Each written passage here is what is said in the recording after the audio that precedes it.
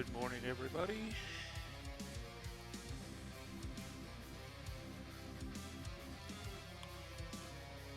Getting everything set up and ready to go. Shy Red will be over in a second with a raid. Who do we have here so far? We have me.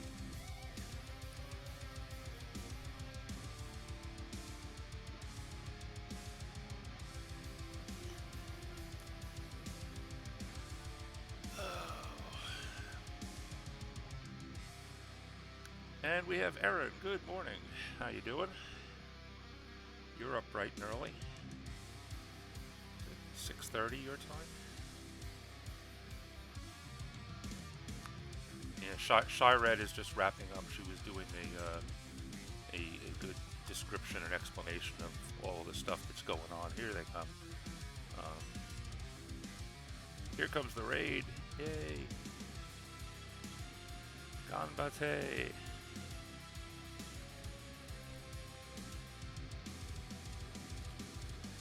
So, is everybody ready for prompt day? It's prompt day. It's diamond day. Who's ready for diamond day? See a little hype for diamond day.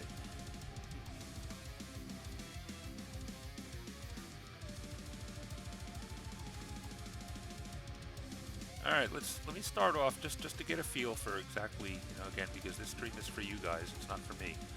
Let me get a feel for what exactly people are needing or looking for.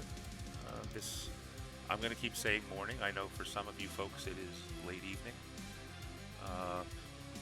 But how many people are still shy of, well, let's say shy of their target? I'm not going to assume everybody needs to hit gold. All right, yeah, Songbird, yeah, you warned me that you have a homework assignment to finish. That is more important, so go do it. Hurry up back. How many people are at 30? Let's ask that.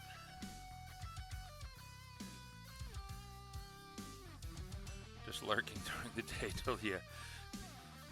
Yeah, okay, you're at 30. Delian's at 30. Writer Greg's at 30. Aegon's at 30. Chrysalia's at 30. Hefe's at 30. I'm at 32, by the way, so I don't need to scramble. I'm going to be scrambling though for the next 2 days after the prompts are dropped. Siobhan is at 30. Oh, by the way, welcome Siobhan. Siobhan is our latest Twitch affiliate.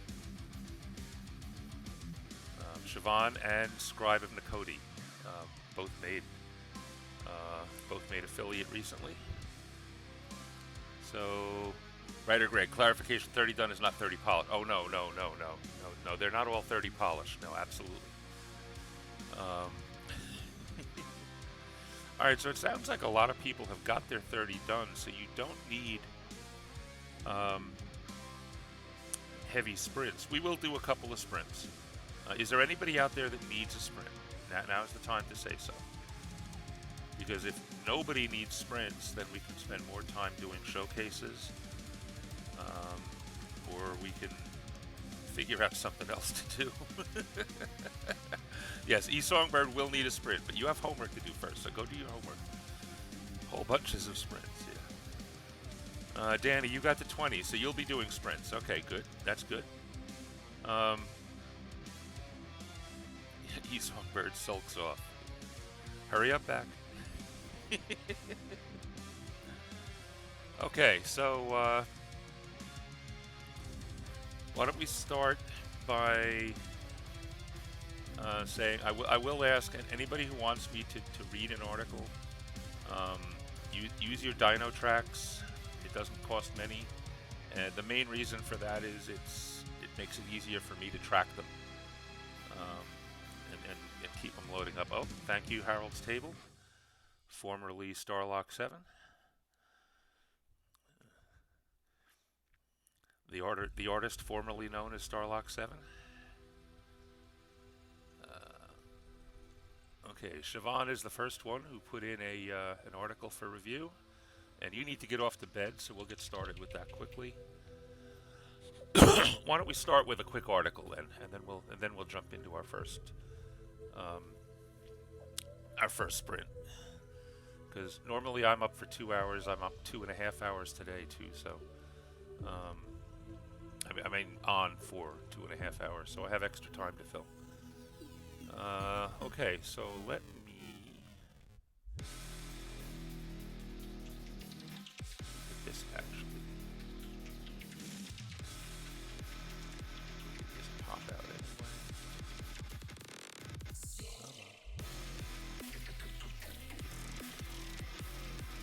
And there is Siobhan. Candy.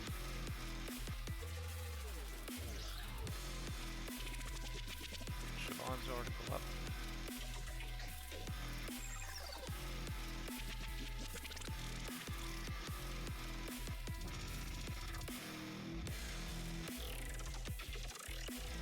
Okay. This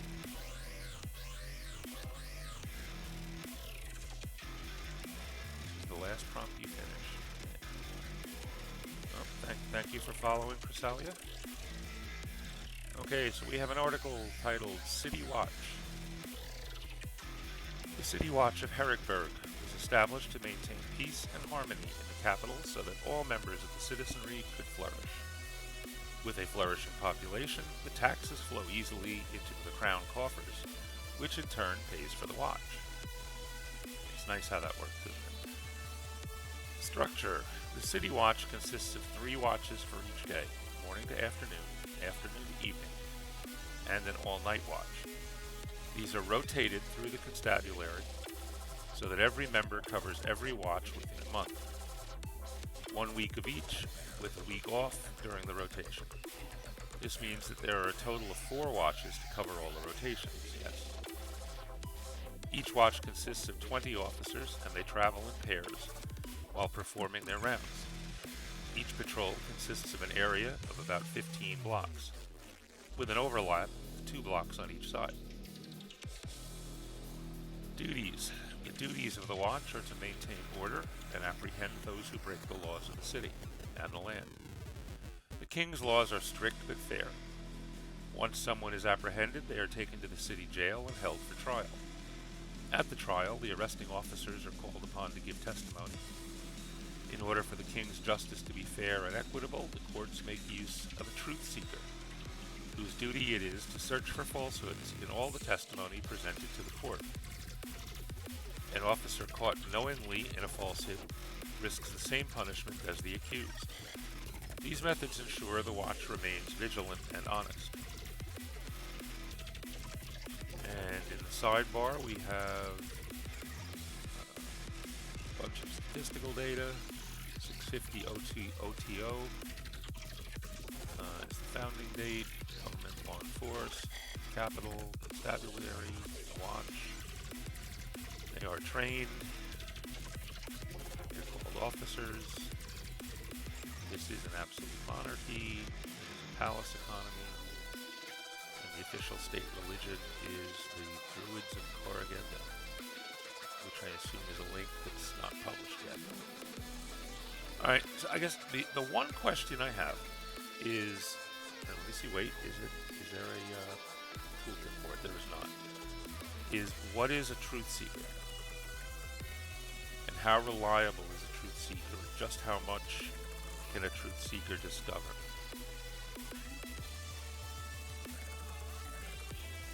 The reason I ask is because if the truth seeker can indeed root out the absolute truth, then you don't need the officers to testify. You can simply drag the accused into the court, have the truth seeker perform whatever magic it is the truth seeker performs, and if that is complete and reliable, that should be enough. I don't know if, but again, that depends. You know, if is the truth seeker just looking for,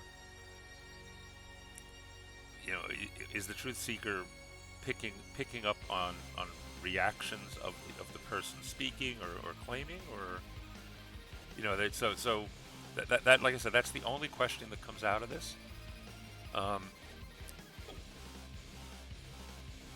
Other than that, I mean, you've described you've described the watch. You've described enough of the town, or enough of the city and kingdom. You've described the structure. You've described the duties. You certainly meet everything to do with the prompt. I'm just looking. Is this your regular world, or did you just did you put this together for an alternate world to get it done? And I know a few people are doing that because they have issues with. Yeah, if you thought it would have a hover, if it doesn't, it's because it's still in draft mode, or it's not published. So, okay, because the reason I'm asking is because I'm sure I've followed your world before, and this is not marked follow. So maybe I'm mistaken, but I could have sworn I had your world followed. But we will hit a like on that. I didn't see any grammar or spelling errors. Congratulations on that. It's brief, but that's fine. Like I said, the only question that came out of it to me is the issue about exactly who or what the truth seekers do, and if the truth seekers are good enough, do you need officer's testimony? So that will take care of that. Anybody else who wants to read and follow, I will repost the link in the chat.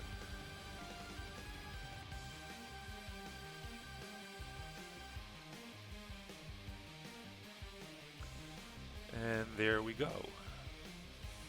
So, is there anybody out there that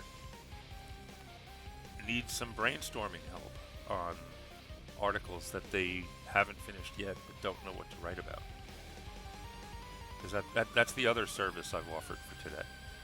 Yeah, I know, Aaron, you submitted an article. I just want to, I want to see if we're going to break things up. I mean, if nobody has anything else to do, and until, well, I know Danny said she wants to get a sprint or two done.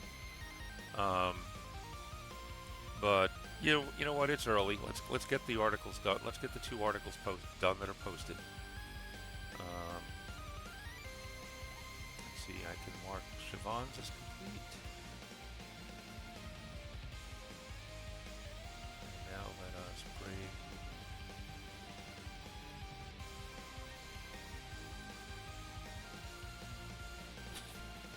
Aaron's up. So we'll go through Aaron's article, and then we'll jump into our first sprint. I love that. I love this ship, by the way. It is a ship, right?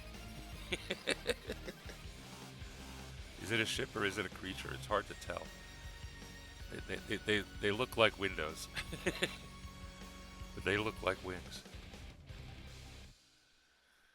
Okay, this is the Vess coming of age ritual. There are 2 important dates in a young goblin's life. The day of his Vessa, or Vessa, the day his Vessa is formed, and his Cox V chosen, and the day he comes of age at 15 years old. The first is a scary and exhilarating experience for the goblin. You have an extra G on goblin there. The second can be a solemn ceremony in some cases, and a raucous party in others. The truth is, it depends on who's performing the ceremony, and who the audience is.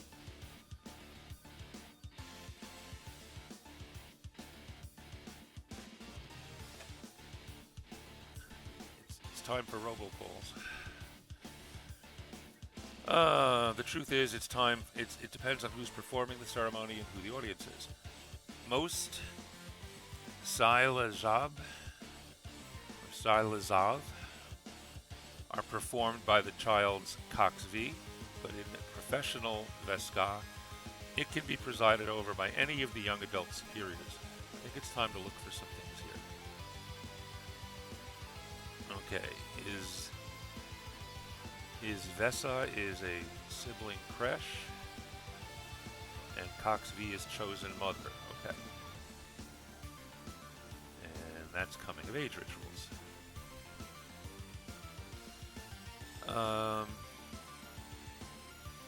professional Veska. Is it Veska or I think I'm losing track. So Vesa is an item. Veska is something else. Is the name of the ceremony.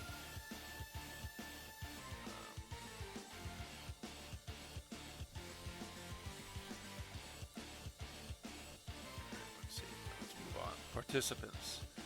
In the case of a private Scythe, and that should probably, oh no, that is linked up there, coming of age ritual, that's right. Members of the goblins, that you have another G on there. Is it goblin or gobbling?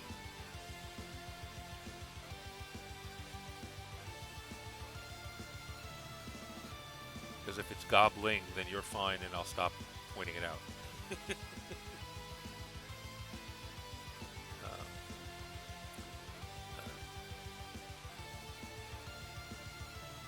Okay, perfect.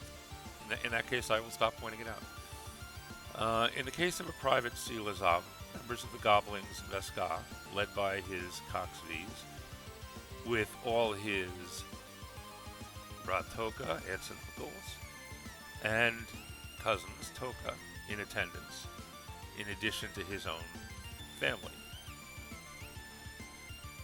Or sibling crush of 6 goblins, so I assume that's his own brothers and sisters. Okay.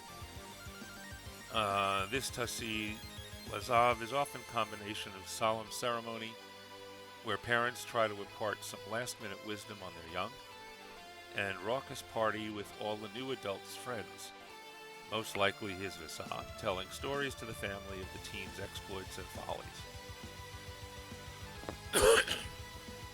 In the other case, a professional Scythe, the ceremony takes place and is presided over by the highest ranking person connected to the new adult that cares enough to do the ceremony.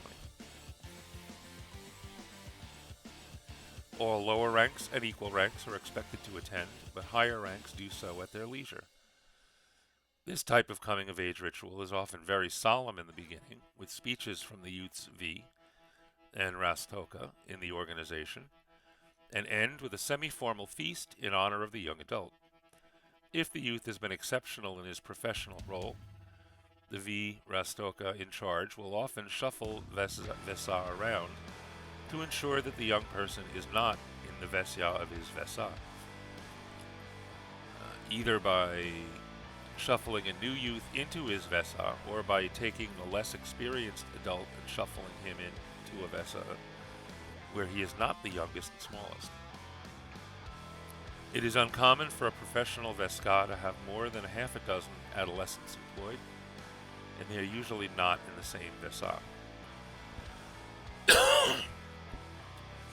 The Tassi Lazav is ideally performed on the 15th anniversary of the young goblin's birth. If circumstance makes that impossible, the ritual is held as near as feasibly possible after that date. Okay. First question. Did you make writer Greg and Kahuna read this article? Because I know they just love weird pronunciation names too. Not yet. I got to go first. Great. I guess the only thing I would do just to make the article a little more readable, you definitely need to introduce the goblin names and titles for things. But as you go along, you just might want to think about, instead of using just the goblin all the way through, after you've introduced the titles and made sure that everybody understands there are goblin words for these things, you might want to start using the English words. The main reason is so many of them are similar that you lose track of what you're looking at. And that's just my opinion, by the way. That's not, I'm not. That's not coming from any rules or regulations. but mainly because the terms are so similar. You have Vesa, Veska, Ves, V. You start losing track of. Oh, and then there's even a Via. Yeah, younger, smalling children. Um, like I said, you want to introduce the words, but after you've introduced them, maybe think about at least later on, especially in the participant, these paragraphs. You just lose track of who's actually there and who's not. Other than that, again, very good article. Um, why am I not following? Oh, this is Toy. Is this Toy Soldiers? This is Toy Soldiers. I know I'm following the other world that you're doing stuff in. Either that or all my follows got disappeared. Is that possible?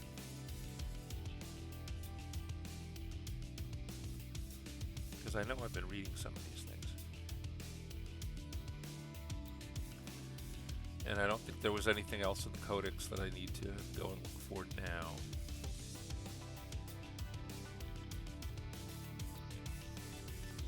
So the coming of age ritual, the bottom line is it's basically speeches and parties.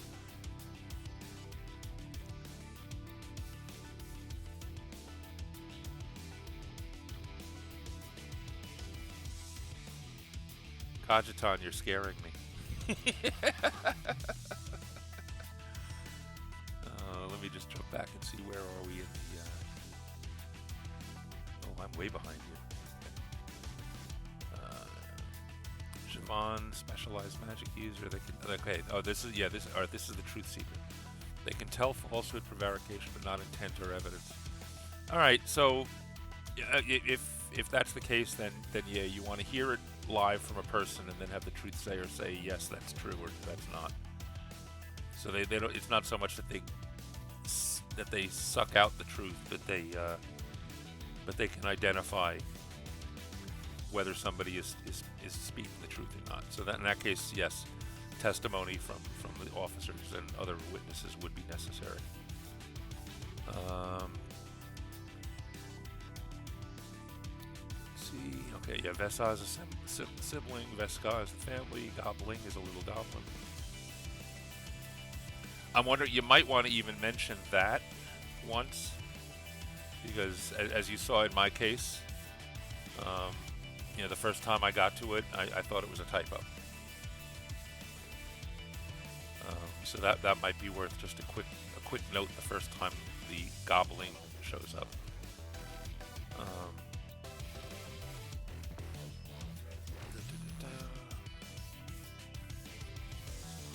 Kajitan, I wanted to submit a myth about castrating a god, but then remembered Hefe's puzzlement, so I submitted the Scythe of Cronus. Alright, we're going to get to that in a second. Yes, but when this article is finished, there will be a haze. Oh, there will be a hazing too. Kajitan, the myth contains the word genitals multiple times. Alright, well, I'll read it. I know there... If that's the article you publish, then we'll read it as it is. Okay, before we do read that one, though, I do want to let's get one sprint in, because I know there's one or two people hoping for, waiting for, needing sprints. So we're going to keep it short and sweet.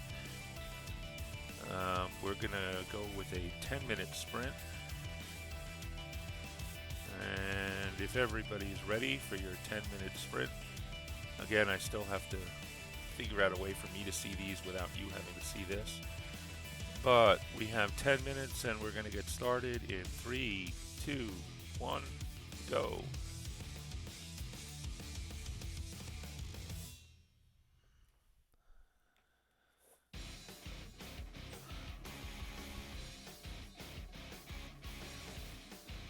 Everybody is having allergy issues these last couple of days.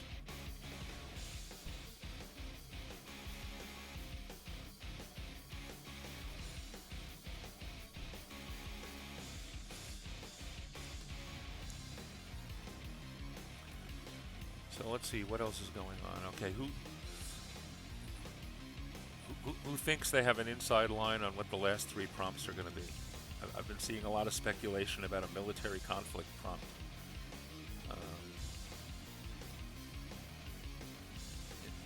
What else are people hoping for or fearing? Military conflict is one that actually worries me. My entire world is based on a global military conflict that took place 2,000 years ago. I could do World Ember on a military conflict. So, Delia, I am very sure there's a military conflict in there.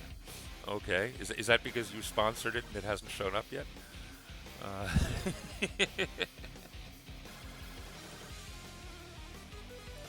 Okay, so we can expect the military conflict. That's one down. What about the other two? Did anybody do the analysis? Is there any of the other templates that are missing yet, or have we kind of covered all? I know they're not doing one or two of them deliberately,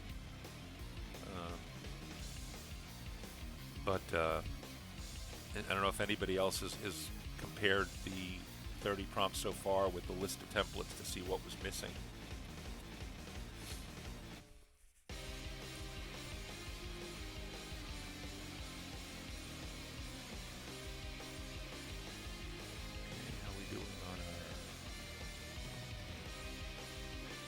Timer 2.5, almost 2.5 minutes down.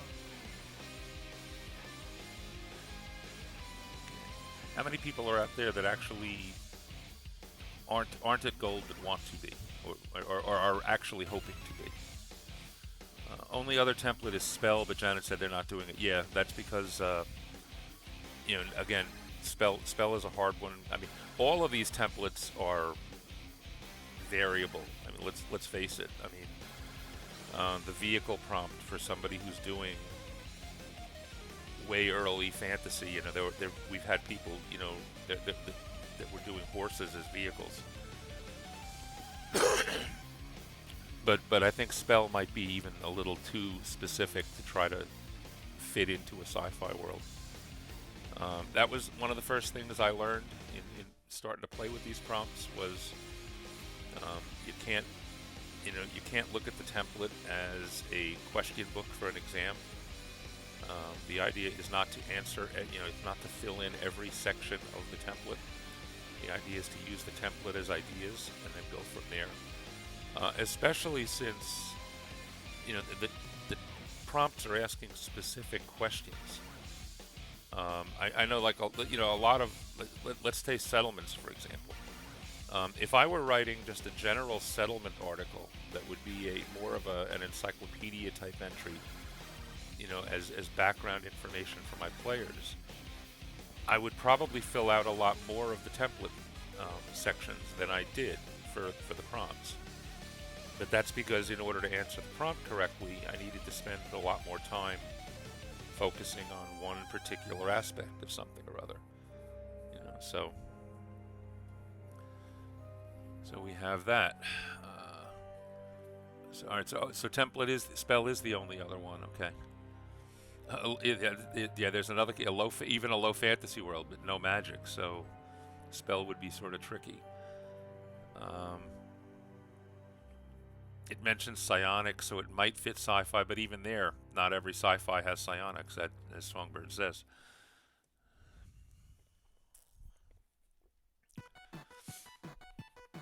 I mean, for that matter, you could also probably include, chemistry, which, either alchemy or chemistry or whatever you want to call it, depending on how real, physical, world-based it would be.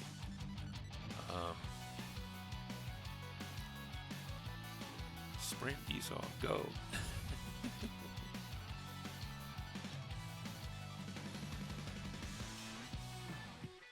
Okay, we're past the 5-minute mark.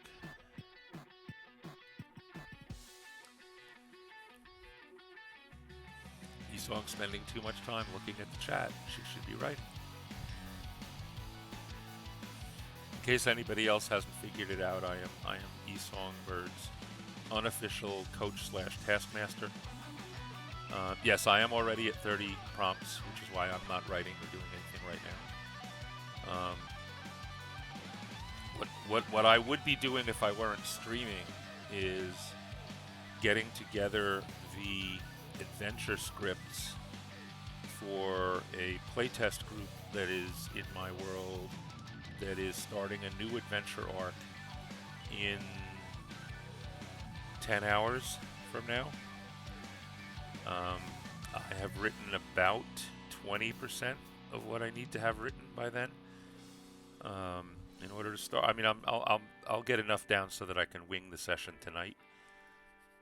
But that's just, you know, part of my fun day. I've got this stream, then I will be lurking for 2 hours. I think we'll be raiding Hefe today. I saw him show up here, so we'll return the favor. I'll be lurking Hefe for 2 hours while I get more adventure scripting done. Then comes prompt time, of course, and I'm gonna probably see if I can jump right in and get at least one of the 3 prompts done immediately, just to stay on track, because I guess I'm losing tonight to a gaming session. Tomorrow I've got I have the morning to do prompts, then I have real world stuff in the afternoon, and then I have yet another gaming session in the evening. I'm hoping I'll have time though, because my brother-in-law is coming down. He's in the process of buying a house about a block away from me. So I don't know how distracting that's going to be for me today or tomorrow. But I need to try to get the prompts all done pretty much then, because like I said, I'm losing Friday night. Saturday morning, by the way, I do have a stream for Saturday morning. That will be there's a 2-hour gap between my stream and the official end of summer camp. So anybody who needs panic sprints, that will be the opportunity on Saturday. I'm sure that will be the focus for that one. That one's going to be lots of sprints. We'll probably do a showcase or 2 as well, in case somebody wants to try to polish up an article. So that's the plan for the next couple of days. A minute and a half to go. A little more than a minute and a half. Let's see. Red errands.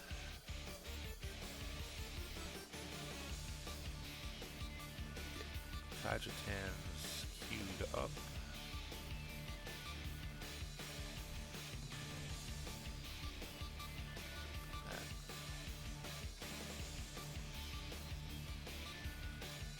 Let me also, for everybody's benefit, let me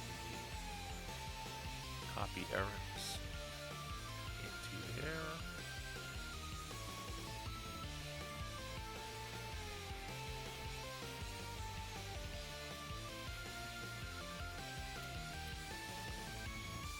We'll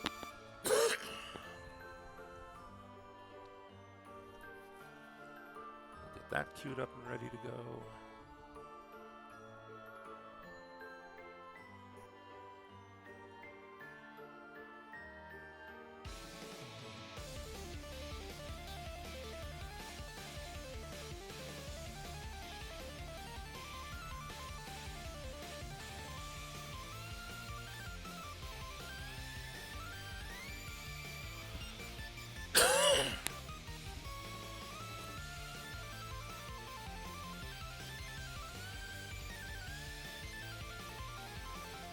$15 seconds, folks.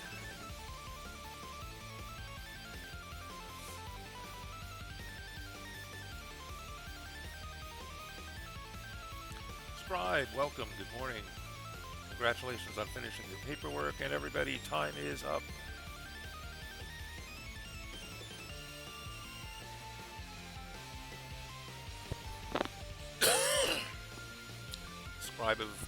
Scribe of Nikoti is another of our newest Twitch affiliates.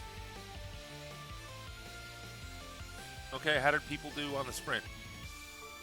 Let's see who actually did sprints. Yeah, summer camp ends at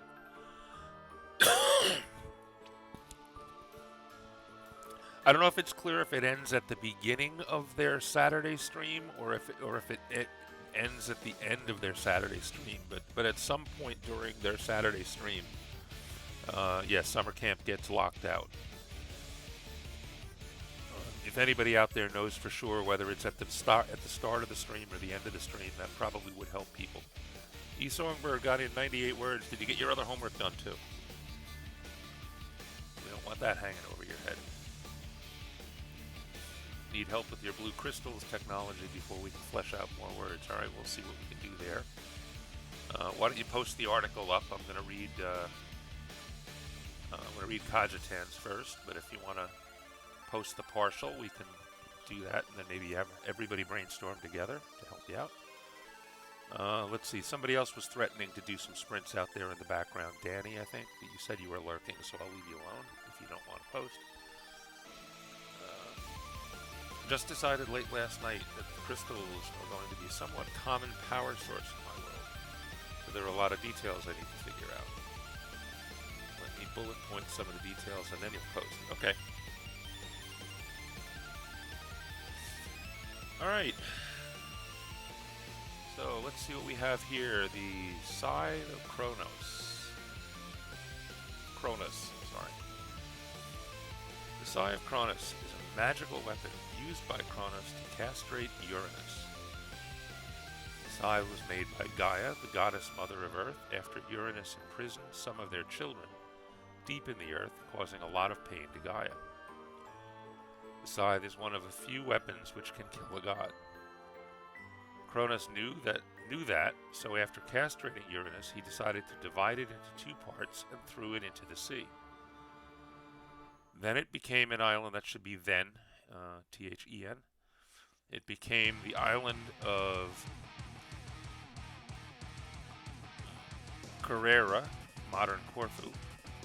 It is said that under Mount Pantocrator, the highest mountain on Corfu, still lie pieces of the scythe. The Scythe of Cronus is also capable of repairing broken things, curing the most severe injuries and diseases, and resurrecting the dead. However, in order to do that, in order to do those things, that should be those, the scythe must be held by a person who was able to access divine magic, which is the most powerful form of magic. Only about 1% of the world's population is able to use divine magic. That might even be a high number, but that's up to you. The Scythe of Cronus is one of a few weapons which can kill the god. Because of that, it is one of the most powerful weapons on Earth. Should be on instead of in, I think. Many leaders and powerful people were searching for it for hundreds of thousands of years. Pardon me just a second, folks.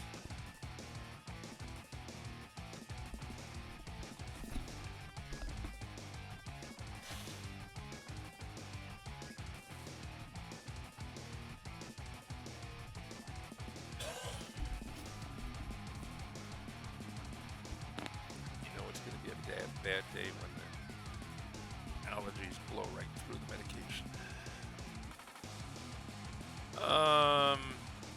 Many leaders and powerful people were searching for it for hundreds of thousands of years. It is said that the person who would have the scythe would rule the world because of its power. The best military officers and strategists theorized that the Scythe of Cronus would be able to destroy a whole army of tanks, aircraft, artillery, and other modern equipment. Even magic users wouldn't be able to stop a person with the scythe. Such organizations like the Catholic Church were also looking for the scythe. The Catholic Church is also looking for anyone able to use divine magic. The Church's goal is to have a scythe bearer who would do miracles all over the world and make people come to the Church. Okay, I'm going to have a bunch of questions on this article. That's not a bad thing. It is a unique artifact. It is one of a kind. The blade is made from flint with a copper lining. The blade is attached to a long wooden pole. Yeah. First of all, just all right. The name of your world is Magic Earth, so that answers one question. There is such a thing as magic. That's throughout there, and that's fine.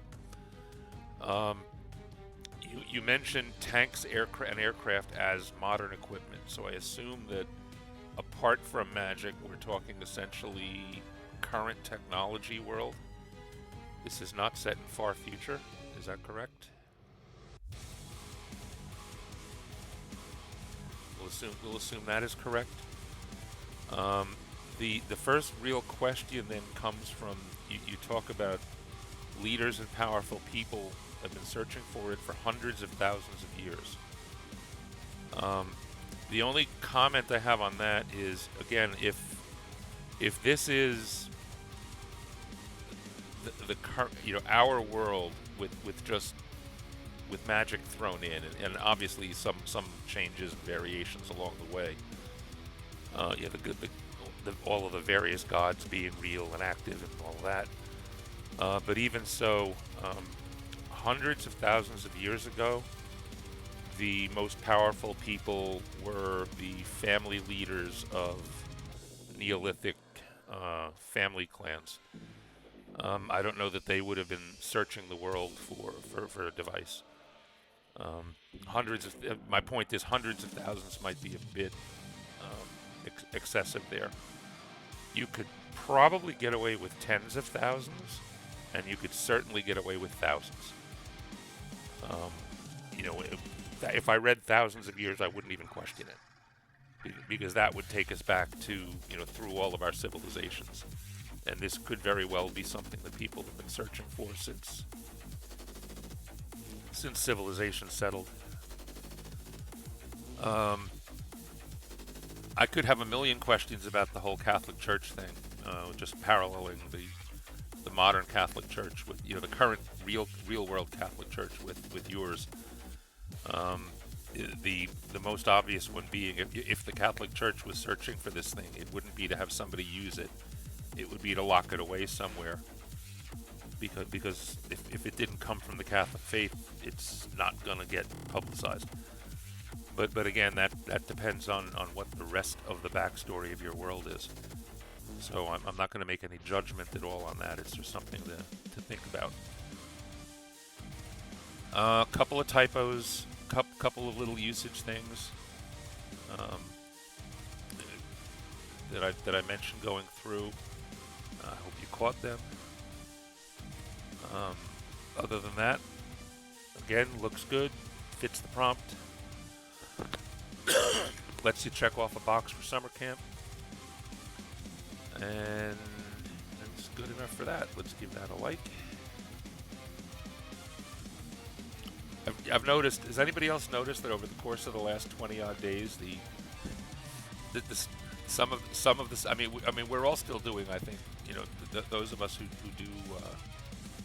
Critiques or offer suggestions, we're still doing our best. But I think in some the standard has definitely been slipping as we get closer and closer to the end of summer camp. I know I find myself saying, oh, by the way, okay, Corker is pronounced with 2 Ks. Okay. I find myself more and more saying, yeah, it's pretty good enough for summer camp. Go ahead, move on. Which is not a bad attitude to have for everybody writing, by the way. If you want to get through, get the articles done. There's plenty of time to go back and edit them, clean them up later. All right, so let's do our housekeeping. That one is complete.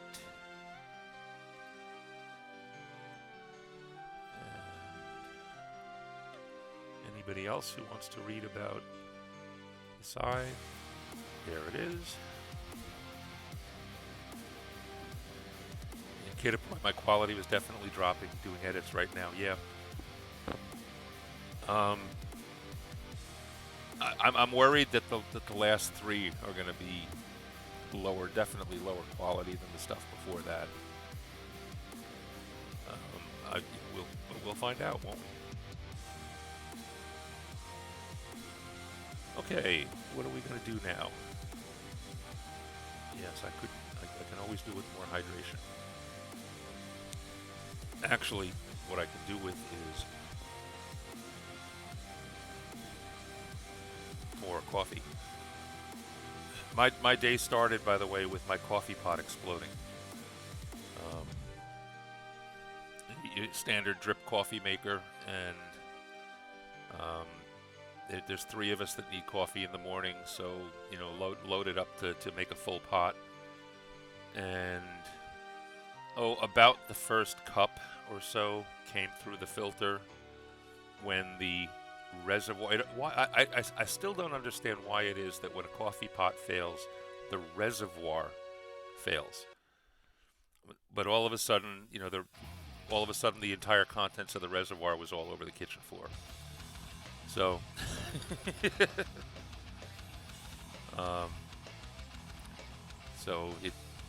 I did get my morning coffee, but that took my dear and lovely wife of 37 years to running out to one of the local convenience stores to get it. So, okay, what do we have? We have Songbird put up her temporary article. Okay, so let's pop that up.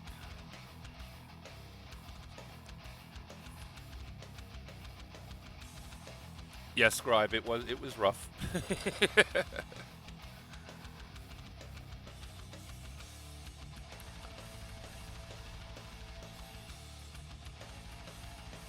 Snacks for later. Okay, blue crystals. Blue crystals are gems used throughout Keelan. No one knows, I assume that should be knows, where they came from. Those scholars anticipate they are over 1,500 years old. The Keelan Navy is trying to consolidate a collection of shards to power the hummingbird ships. Yes, we were talking about your hummingbird ships the other day. Hummingbird ships are currently powered by crystals, but they don't, you're missing a T on but, they don't provide enough power for some reason for them to be successful. Though about okay, now we're streaming consciousness. Okay, thought about making them with limited charges, but I think it makes more sense that the magic somehow breaks down in high altitudes. Need to have something like this for the RPG plot. Need different levels or intensities of crystals with different colors. Utility, need to figure it out. Okay, let's go through some of your ideas, and everybody else feel free to throw in some DM Stretch, lurking while tidying house up. Congratulations on adulting, yes. Okay, just anybody else wants to help with the brainstorming, we could do that. You're calling them blue crystals, so they want to stay blue, but there's lots of shades of blue. So you could do the intensity thing, and you could just pick a direction. Do the most powerful crystals start out really, really, really dark blue and they fade as they go until they finally get transparent? That way you can look at the color and kind of use that as a gas gauge. That's one possibility, I guess. You don't even necessarily need to have them fade with altitude. You could literally have them, just the crystal has a certain amount of magical energy in it, and as you use it, it gets used up. Do you want them to be rechargeable? If you want them to be rechargeable, then you get to write a whole little section on how you recharge them. So if you need to fill out words, that's not a bad thing. You just have to come up with a method for how to do the recharging. Access and availability. By the way, the average Keelan citizen does not work with or seen a blue crystal. Complexity, need to figure this out. If you even need to mention it. Discovery, there are no specific records that discuss creation. They've always existed. You might want to, you could throw together a paragraph about the person who figured out you could use them to power the hummingbird ships. So that's good. Yeah, Aegon says, if they're disposable, they could crack as they lose power. Or like I said, they could just lose their color until they go clear. If they can be recharged, then one would assume that whatever it is that you recharge them would darken their color again. I'm just assuming that you're going dark to light. You could go the other direction. I mean, that would be fine too. You could have them start out very, very pale blue and work through dark blue to black if you want. I mean, they could at the black stage. In fact, they could even kind of turn to charcoal or something and crumble. So you could go that approach. Yeah, DM Stretch says look at star sapphires. That's another approach. You might have a gem that's consistently blue but has the bright white star effect, and the star effect is what fades as the magic goes out of them. I mean, that's another possibility. So you have a lot of choices for that. You do want to answer the question: are they rechargeable or not? If they're not rechargeable, then you can spend some time in the article explaining what happens to them when they get used up. If they are rechargeable, then you can spend time in the article explaining how to recharge them. Now, how would you recharge them? Where are they found? Are they found near DM Stretch? Loving the music. This is the rock channel on Pretzel. By the way, I figured I normally in the morning I use like one of the mellower ones, like ambient or something like that. But again, this is today's hype day. We want those prompts, so time to get everybody up and moving. What was I saying? Oh yeah, as far as rechargeable, where do these things come from? Do they come from near volcanoes? Do they need to be heated? Do they need to be put out in the sun to charge? Does a magic user need to cast spells into them? That's a possibility too. It might be that the crystals are really just repositories for stored magic. And what you need to make them work is a magic user in a workshop somewhere, casting levitate spells or something into them to make them work for the hummingbird ships. So you have a lot of different directions to go there. You just have to decide which direction you want to take. Okay. DM Stretch, can you post an article for eSong to look at? Sure. This is we're no jail for links here.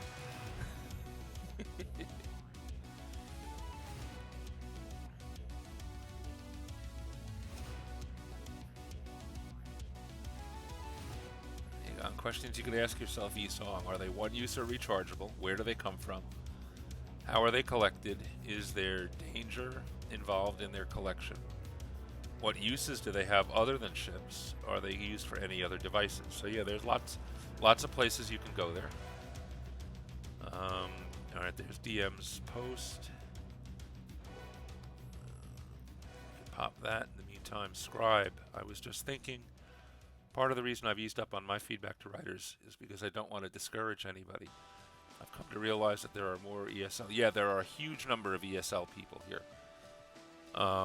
And I'm hoping, I try to state it.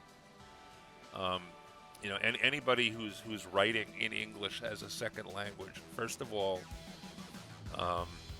I congratulate you. I could not imagine myself writing in any language other than English. I'm one of those typical bad Americans. I mean, I did take a couple of years of Spanish in high school. That was 50 years ago or more. Not quite 50 years ago, coming up on 50 years, 40 years anyway. I can still read most Spanish. I wouldn't speak it more than to order a taco, and even that might be iffy. So the fact that you're writing in a non-native tongue at all is an accomplishment, and I do know enough about English to know that it is a complicated language with a lot of exceptions to a lot of rules. That there are a lot of phrases, especially when you get into idiom. There are a lot of phrases that just, don't follow the normal rules. and I do try to point them out to make your product better. So please take those, in any of those criticisms or suggestions, take them in the spirit in which they were intended, please.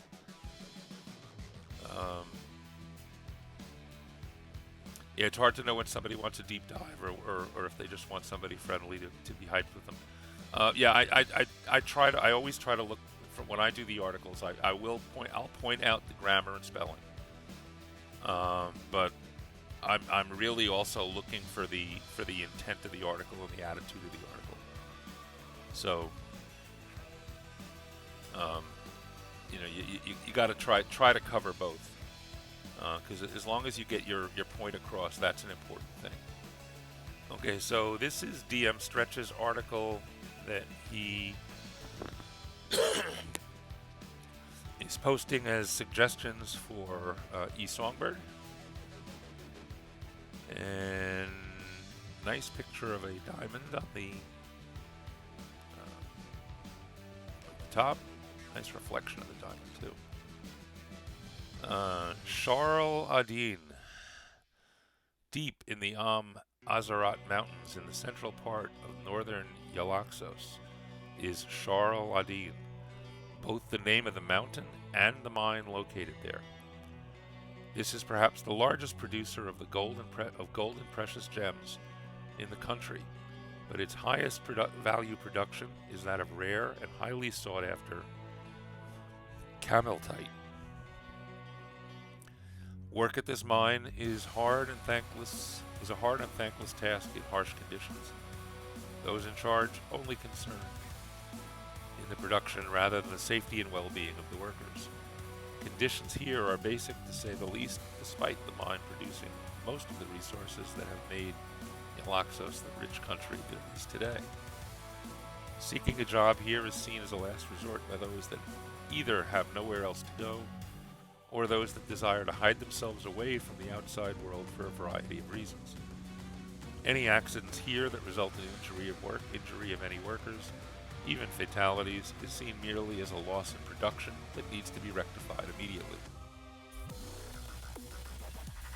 No care is shown to those involved. Those injured are given rudimentary care to get them back to work, and any corpses are hurried away to a nearby building that acts as a makeshift mortuary. From there, the body is wrapped in linens and sent back to their hometown for the family to give a proper burial.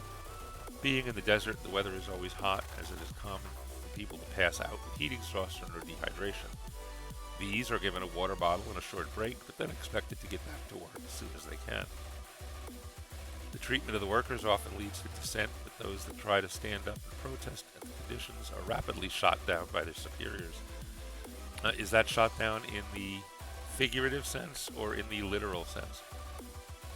Production and profit are their only concerns, so people tend to keep their heads down and get on with the labor as best they can. And I assume this is the portion you want. You want Songbird to focus on. Cameltite. This gem is commonly a pale blue color, although greens, purples, and darker blues are sometimes found. Although the most sought after is the ever-elusive star cameltite.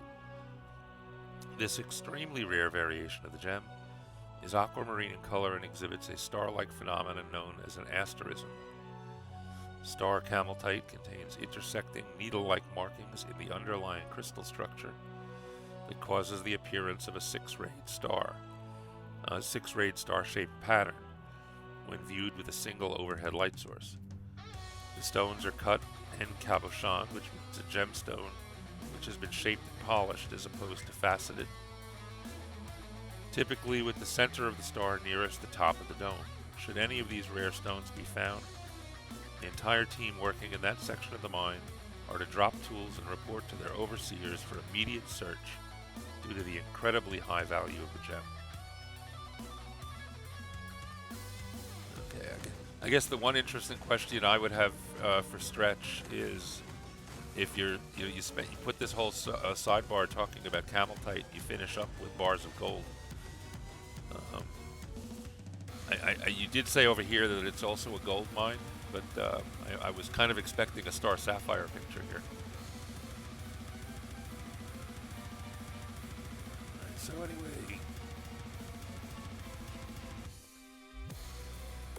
by the way, 5 minutes after I finish this stream, my voice will be fine. I can spend all the rest of the day talking to people, and I don't have the same voice cracking issues. DM stretch. My styling of pages changed due to going back and forth. Back to a free account till you get paid. No. Do what you got to do. English is the most contradictive language with all the rules. That's absolutely true. I only point out glaring grammar issues that make reading somewhat hard. Otherwise, I let it slide. I like to point them out, but yeah, I mean, anything that makes something hard to read, I think you have to point out. Anything that's a little more subtle, I'll point them out, but I try not to spend too much time on them.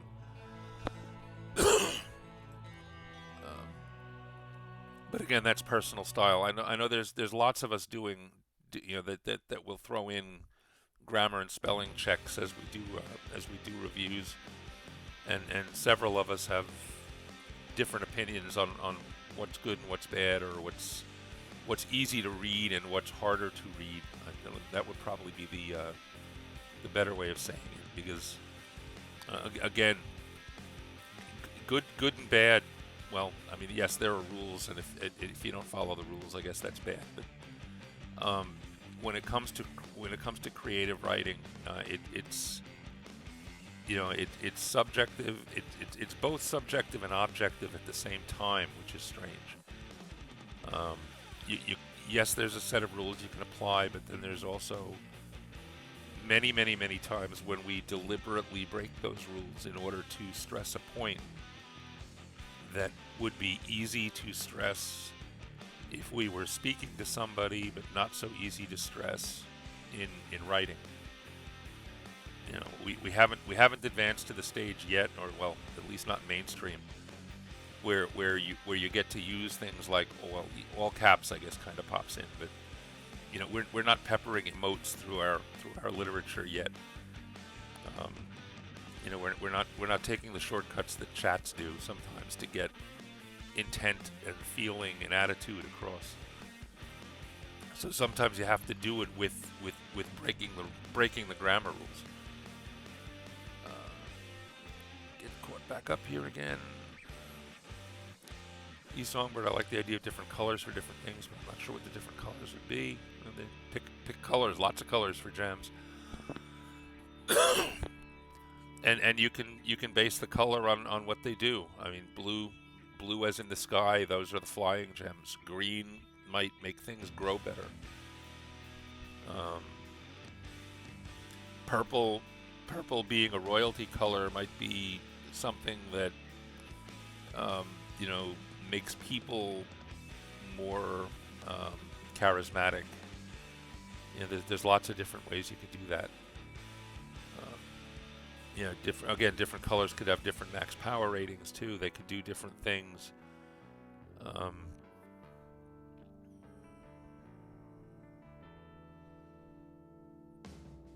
Trying to fit it into a 5e setting. There's lots of different ways to play with that. They could have different properties. Red in hand. Yeah, red is for, red could be fire, as Aegon says. Also look at soul gems from Skyrim, although they maybe not filled with souls, but magic instead.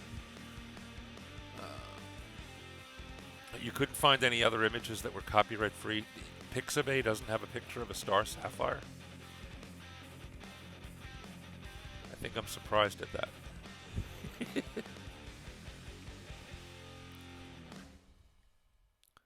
I'm almost tempted to go look for that.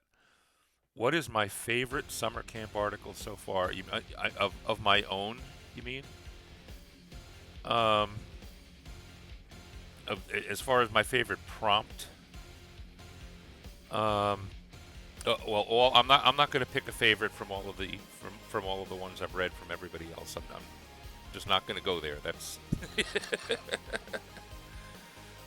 they're all so different that it's hard to pick. You can't pick a favorite.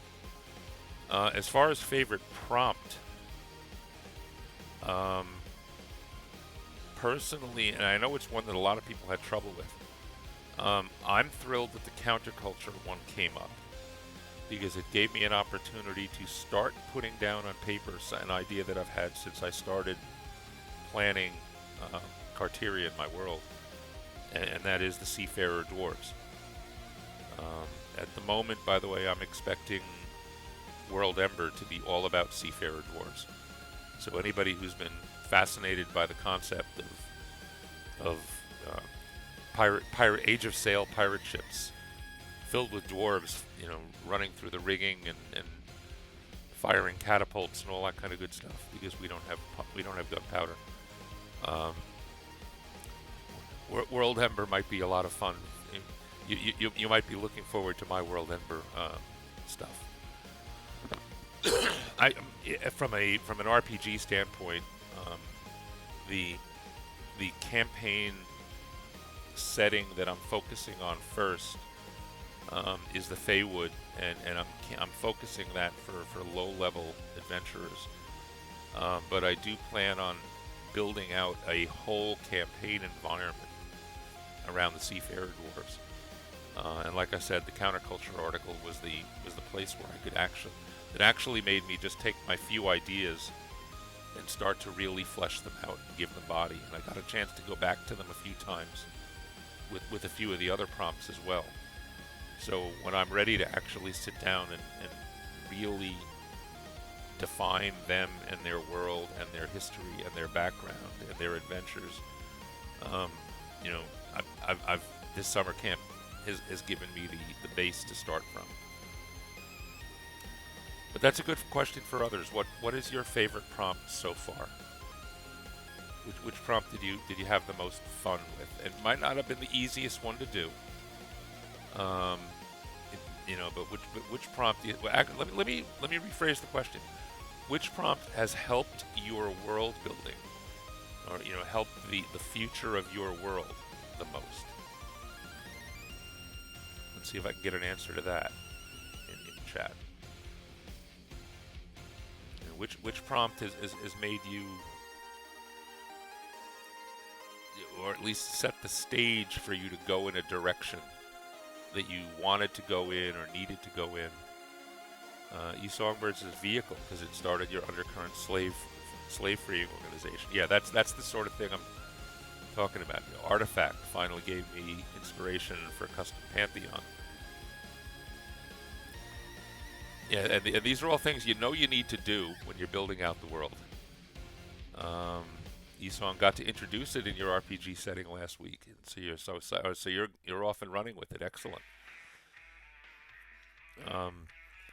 When I started building Carterian, the first thing I did was laid out the rough cosmology and Pantheon. I have not gotten it all ported. That was before I found World Anvil. I have not gotten it all ported into World Anvil yet. That's kind of my fall project, is to try to get at least my Pantheon locked down so that it's all fully accessible. Because the two things that defined my world were how it was. Well, this is a less obvious statement than it seems. How it was created by the gods, and how the gods interacted to do that creating. And how 2,000 years ago the gods basically decided to ramp up their petty rivalries and petty skirmishes and go out into an all-out everybody against everybody war, which of course had major consequences across the planet. Kajitan says, I think every prompt expanded my world, but I'm most proud of the myth about a lost artifact because it set the origins of magic. So again, certainly important. Also, Songbird, look at Great GM's Adventures of the Windswift. The engines of the flying ships are powered by magic units, crystals of pure magic power. Yeah, the Great GM has some good stuff. Great GM is how I found World Anvil. By the way, somebody recommended. I'm trying to remember how I found the Great GM. I think I was looking for a new mapping tool and I found Dungeon Fog. and I found somewhere along the way, I think it was just it might have been a great GM article. It was talking about how good it was, or whatever, or it was a paid, because I know he does some paid YouTubes. But I ended up watching a couple of him, and then he started hawking World Anvil, and I had looked at campfire technologies, and I was not impressed. But I looked at World Anvil, and I think I signed up to be honest, I signed up for a free account, and less than 4 hours later, I was paying for a Grandmaster account. That's how much I liked it just right off the bat when I saw it. And that was about a week before summer camp, maybe 2 weeks before summer camp. So, DM Stretch, I found Great GM from a Google search as I wanted to sign up. Yeah. And from Great GM, that also showed me Project Deos, which Dungeon Fog also showed me, and World Anvil also showed me, and I can't wait for that to come out. I think that's going to have a huge impact on the quality and integration capabilities that we are all going to have on building worlds and incorporating mapping and everything else. Yeah, DM Stretch can't wait for Deos. I think some of the more refined cartographers in our groups, Delian, I don't know if Delian, you're here, so what do you think of Deos? I mean, I know you're a dyed-in-the-wool Photoshop guy. Are you? What's Deos going to do to you?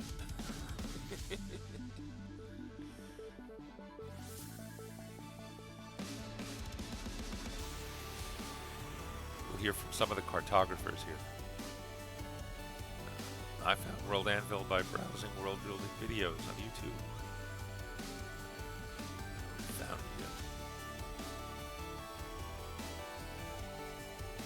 Okay, Eastwoodbird has enough for another sprint. Is anybody else ready for another sprint? Deal, you no idea you tossed €1 into the Kickstarter since they're WA friends.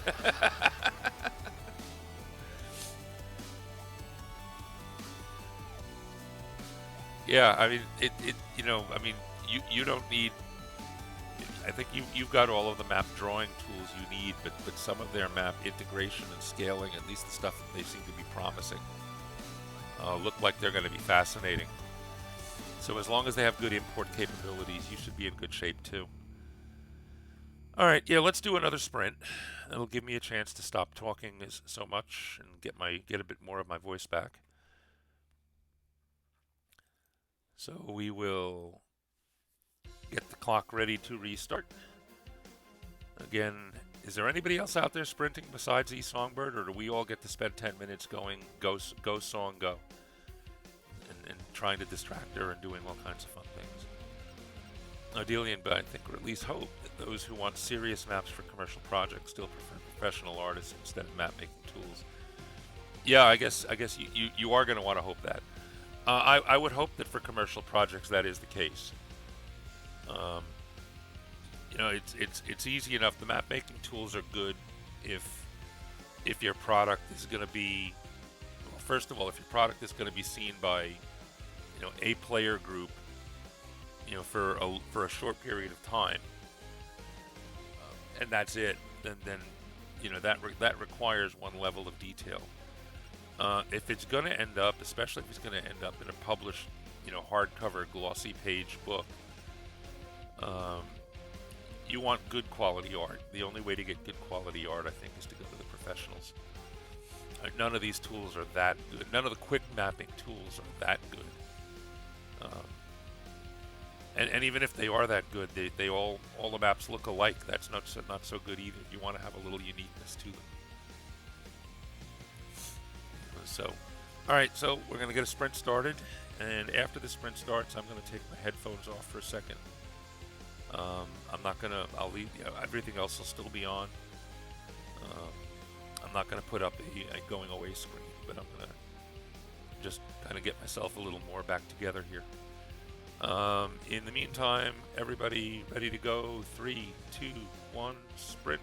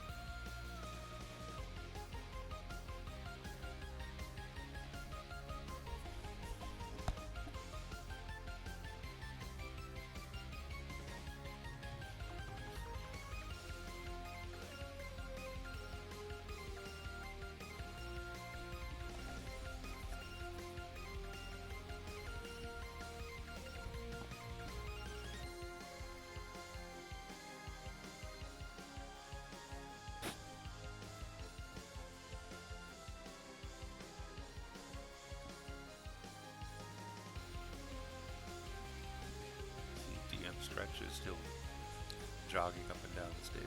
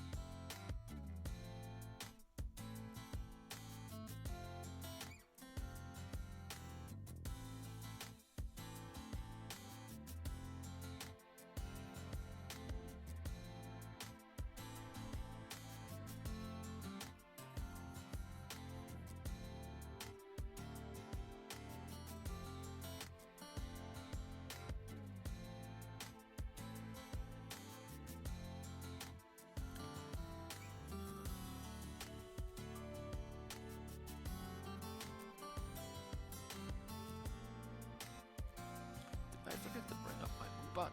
No, I didn't, because it's up.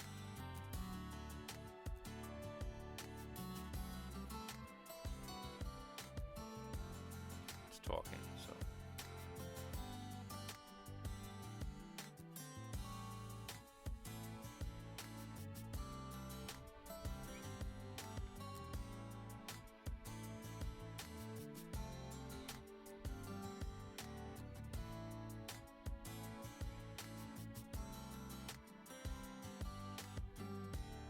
Before I forget, let's see. Hefe, thank you for the follow. Harold's Table, thank you for the follow. Chrysalia, thank you for the follow. Hope your stream was good this morning. I assume you're still on.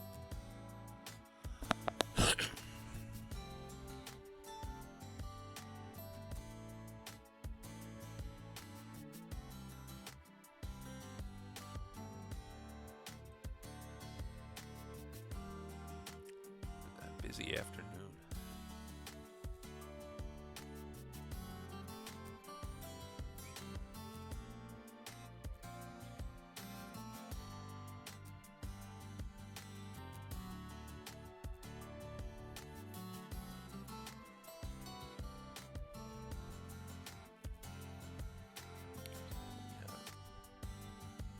Dazzling Cat, hello. We're in the middle of a sprint. So, or have you gotten your 30 done? I think you've gotten your 30 done, haven't you?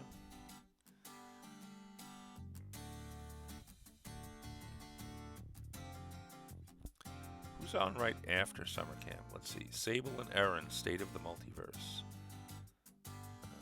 You going to be unpacking prompts, Aaron, or and or Sable? I don't know if Sable is on.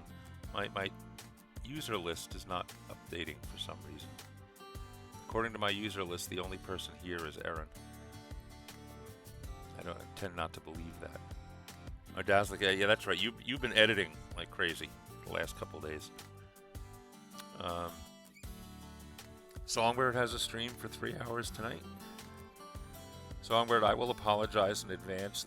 During those 3 hours, I will be running a playtest session in my Pathfinder world, or my Pathfinder-esque world. So I'm probably going to miss your stream pretty much right from the beginning till right to the end. I apologize for that, but we'll be in touch. Hopefully I'll catch some of Darth Nix at the after that. I should be wrapping up around 11 o'clock with my game session, somewhere between 11 and 12 anyway. And then the fun begins at for Zog Mad Dog. Who's psyched for Zog's 24-hour stream? Don't forget to pop back and forth between him and everybody else, by the way. I mean, all the rest of the streamers you know, do need support, and it is good to pop into their channel, throw a few things in chat. It helps keep the chat participant numbers up for everybody. You know, so be prepared on Friday into Saturday to bounce around a lot. That will help everybody.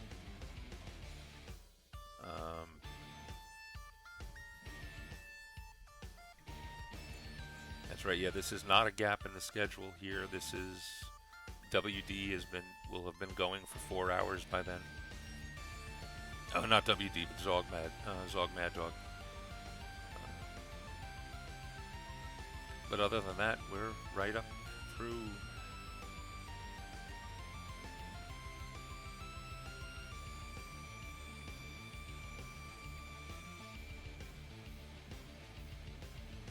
This guest on Dog, this I think is writer Greg.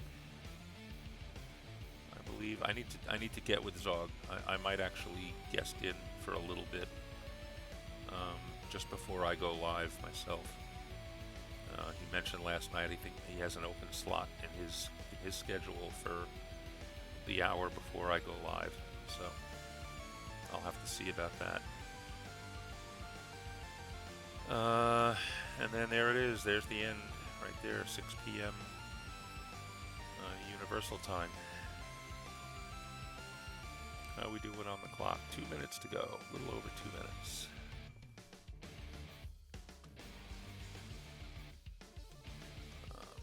It is very reassuring, by the way, to see that next week, even with summer camp over, the schedule is still quite full. So people are, you know, it looks like we're definitely going to be sticking with this, and that's a good thing. There also seems to be a lot less overlapping, which is good. It looks like everybody's kind of finding their spots and their slots, which is good. It is easier for us all to support each other when we're not all streaming at the same time. Oh, I see a burb. Delian, you got your burb. Your burb was released from Twitch jail.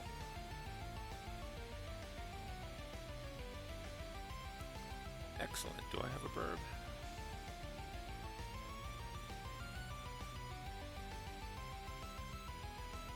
Do I have to get onto you? Do I have to catch you today? Yeah, well, I have to catch you today and subscribe.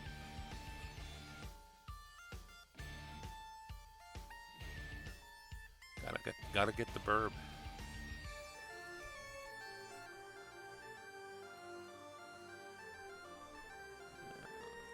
30 seconds. 30 seconds now.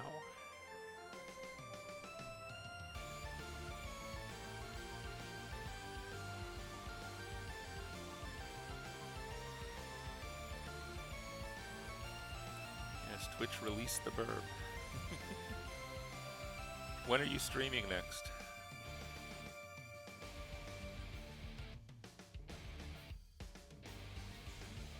Not that I have to wait for that, but 3, 2, 1, and time is up. Virtual pens down, please.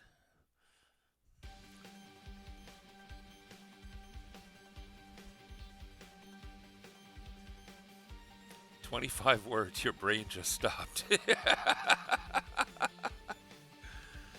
Going to try to use chat to try and figure out. Yeah, have you done something to save or scrape chat and put it in a notepad file or something like that? Make sure you do that before. Well, you have another hour to go through it. So. Dealing probably on Monday, definitely on Wednesday. Yeah, everybody gotta get the burb. Gotta have a burb. We have a jailbird, we have a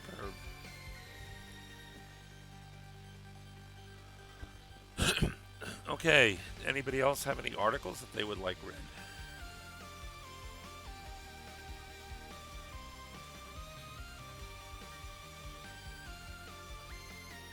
Everybody's chilling. Everybody's chilling before the prompts come out, aren't they?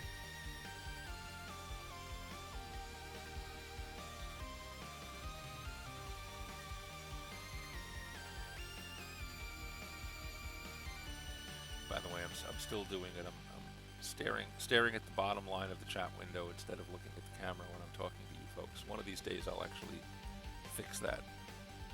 Working the 9 to 5 and chilling the new prompts. Yeah, there's a lot of that, I guess. I guess the one advantage of being semi-retired is I don't have to worry so much. I mean, I do have real life work that has to be done, but it's very erratic schedule-wise.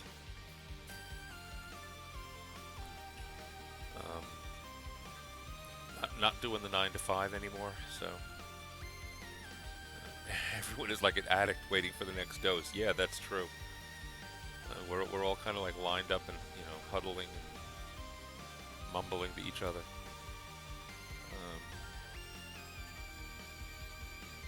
Aegon, retire. I'll probably be working till I'm dead. Yeah, well, there's retired and there's semi-retired. So I needed to not be retired, but classic corporate America. I worked for 31 years for a multinational financial institution. We'll just leave it at that. And at the 30-year mark, they gave me the catalog and said, "Here, pick out your present, pick out your gift." And on the 31 year, literally on my 31st anniversary, I got my pink slip. Fortunately, I was old enough to officially retire and start pulling the pension, which they had decimated over the 30 years that I was there. But it's better than nothing. Okay, we have a article. So let us bring that up. Get rid of that. Get rid of that. And Dazzly Cat has an article for us to read.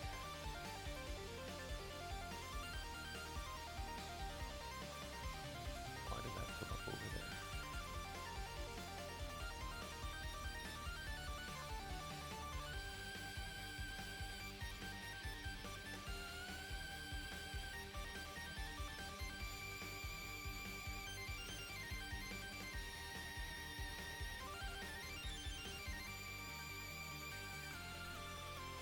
Okay, this article is titled "The Rift." What's the prompt?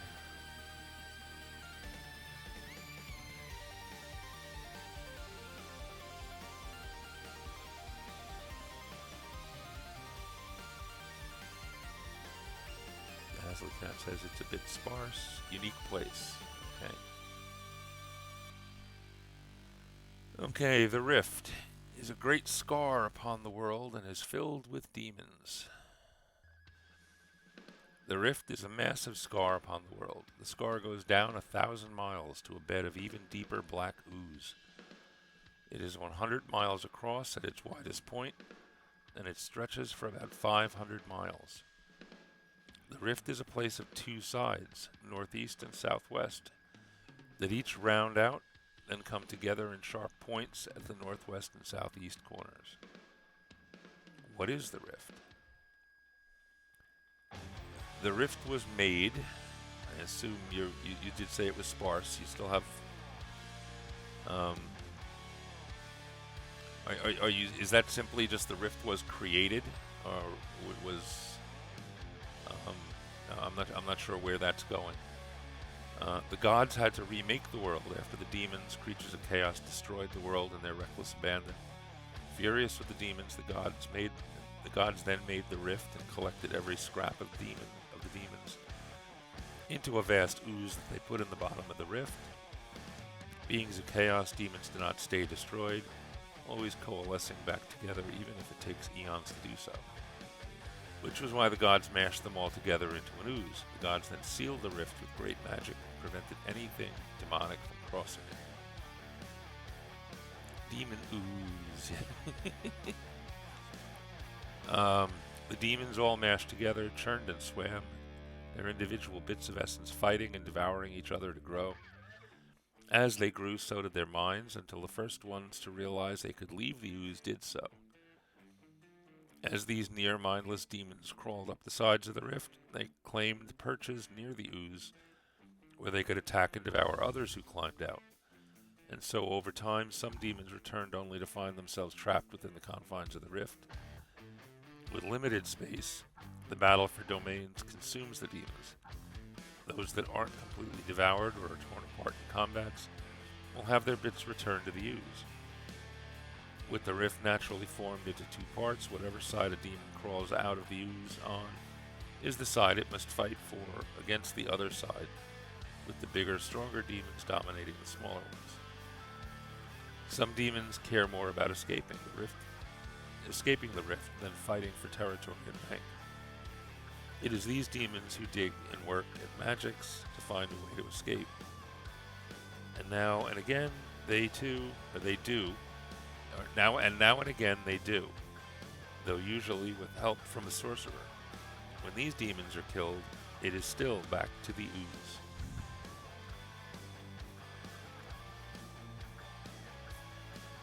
I like the demon ooze.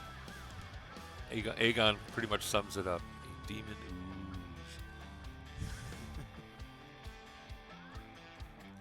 Sounds like a fun place to be. But for the most part, so can people see down into the rift, or is it? It's sealed. I assume it's magically sealed. Can mortal people fall into the rift? Has some idiot ever tried to climb down into the rift? Or is there some sort of barrier that prevents, that physically prevents mortals from going in and demons from coming out? There's a question for you.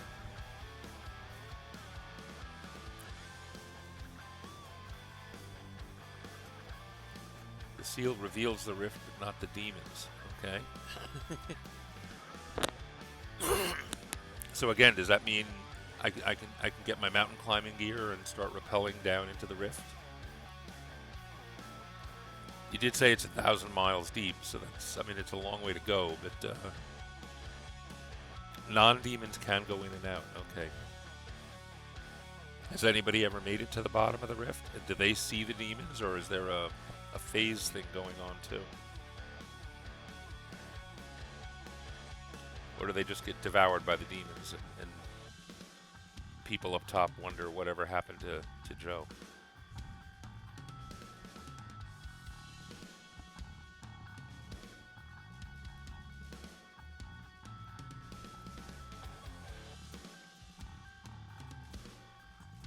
All right, it's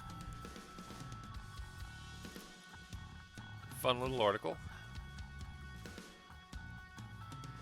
Throw a like on that.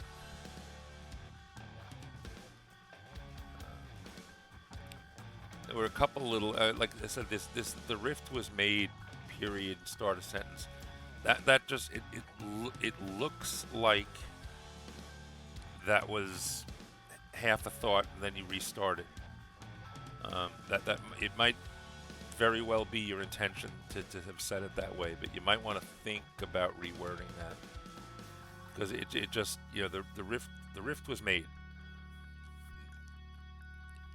I'm expecting to be able to say something after that, and I hit a period. So that's really the only grammatical big one I noticed. I think there might have been one or two very, very small things that I might have even just skipped over.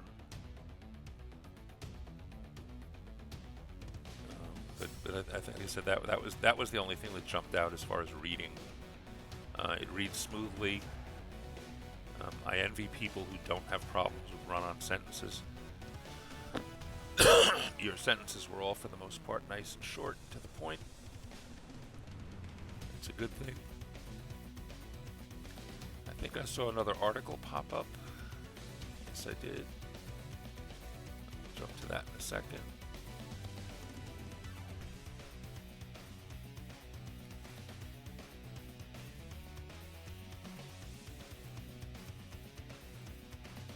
Yeah, I've decided I'm not. You know, I'm the only editing I'm really doing is if I do get articles read, and people see obvious things. I'm fixing those. I'm not going back and doing hard edits to my articles because most of my articles will actually end up being of real use in my world, and that will require a complete re-edit, in order to make things fit as part of a larger larger body of information. And because I can't do that till after summer camp, I'm kind of putting the major editing stuff on hold for myself. So let me jump back up, and we're gonna read. What happened there? I think it was Scribe had an article.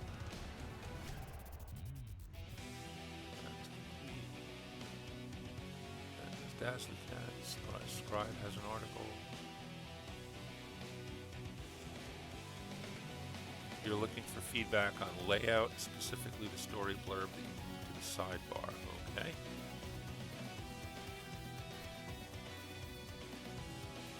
Do that.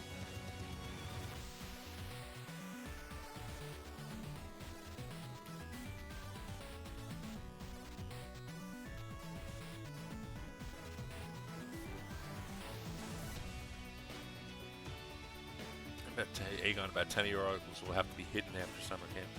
I had one that would have been a major spoiler for my players, and of course, as luck would have it, that article prompt came out, or summer camp. I started working on that article a good maybe 2 days after I had just invited all my players, so they could start seeing some of the lore and the information, which I had been sharing with them as PDFs.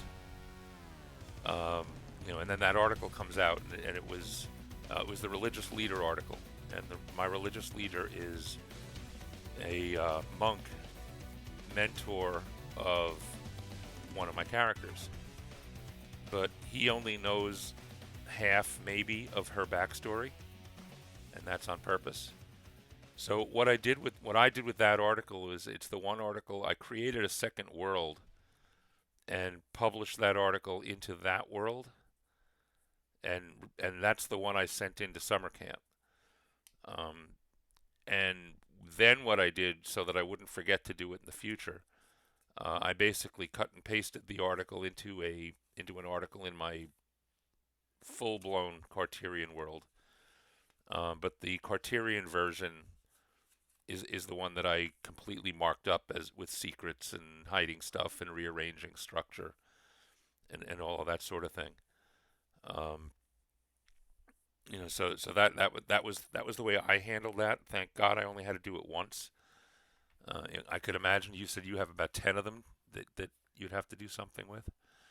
Kahuna, trying to ingest as much caffeine as the body will take. Yes, good idea.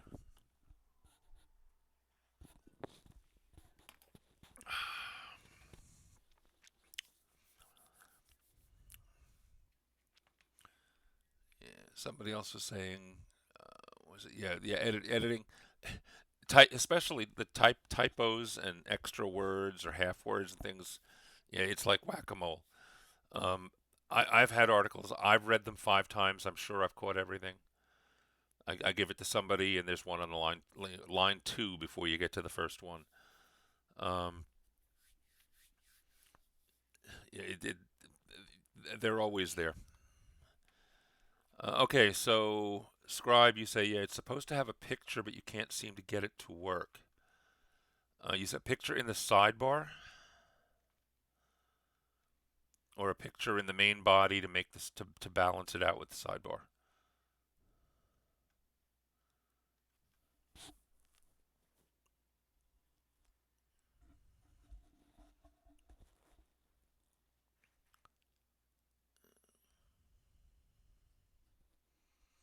While we wait in lag jail for an answer from Scribe. Let's read it. We have it up. I know you're looking specifically for for layout help, but we can still read the article. So the title of this one is Welcome to Deseret Guides. Welcome to Deseret Guides were small booklets originally created to help refugees from Brahmaputra assimilate well into their new home.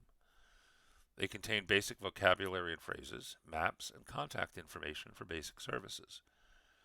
The guide also provided photographs and names of important figures in their new community, like policemen or elected representatives, and non-governmental support groups like the Relief Society and the Bishop's Storehouse. Okay, first quick question on this too. It's supposed to have a pic, you can't seem to get it to work. All right, we said that. You have the title, and here you imply, welcome to Deseret Guides, as were small booklets. Are there multiple issues, or are we talking about one booklet, and obviously there were a lot of them because a lot of people needed them? I'm guessing that you're talking about a set of small booklets. And if that is the case, then the third sentence probably should say guides instead of singular guide. In XXX, okay, we have a year to fill in here. In XXXDE, disaster struck Brahmaputra Prime.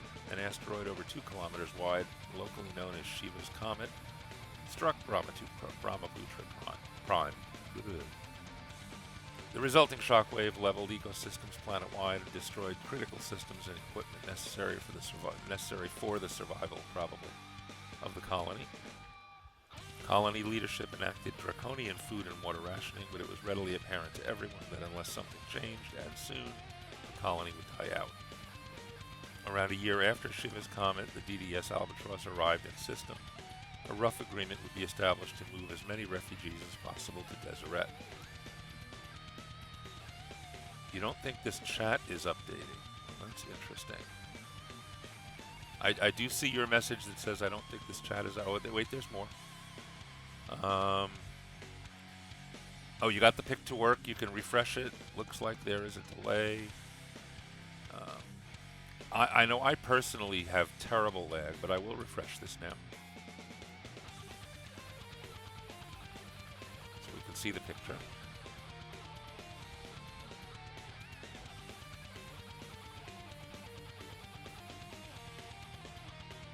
And there's a picture. Is that where you wanted it, or did you want it in the sidebar? I think I had seen this picture. You had this up for a while.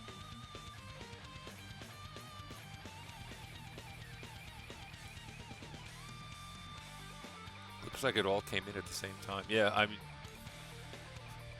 I am convinced that Twitch is one of the most aptly named software apps on the internet today.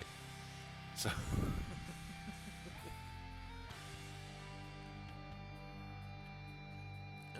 it is constantly doing funny things to funny people.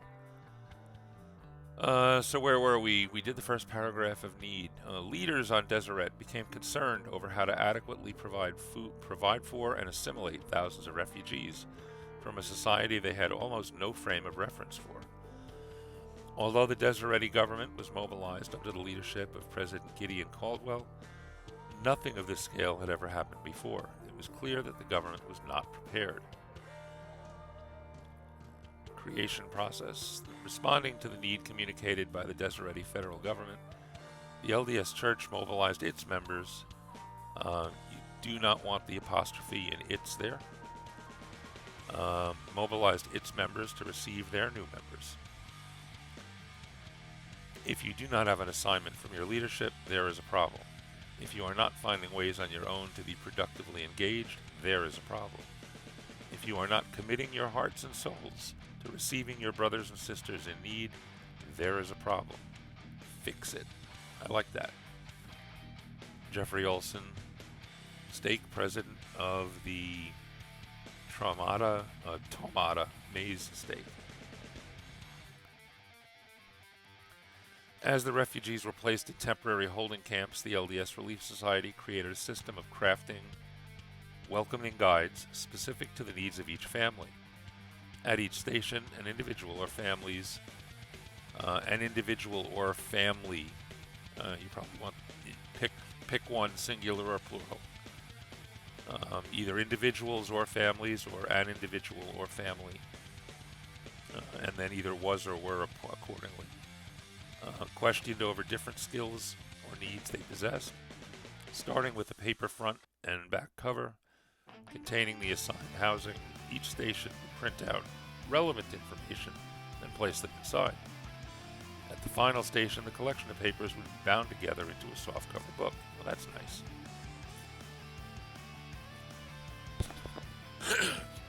So everybody actually does get their own personalized guide that was focused. It's focused on them.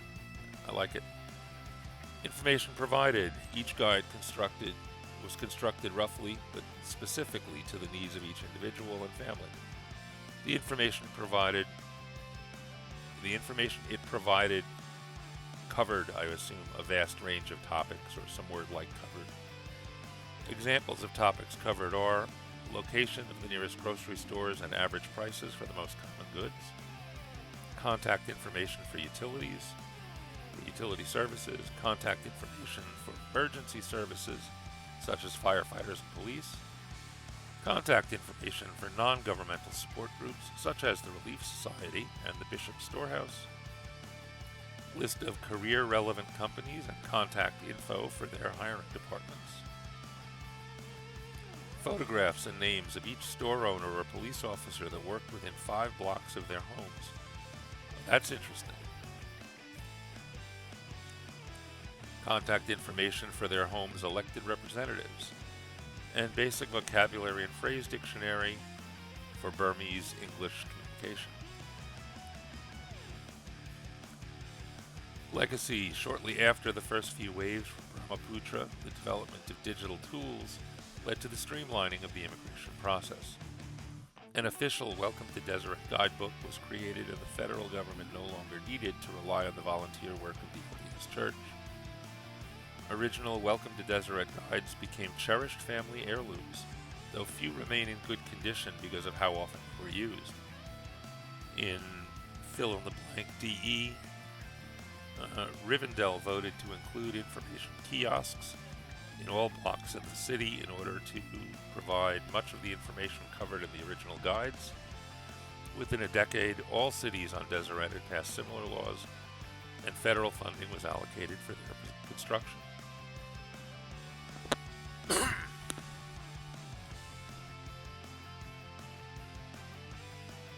Picture taken by me at Foy's Gift Shop in Fairborn, Ohio.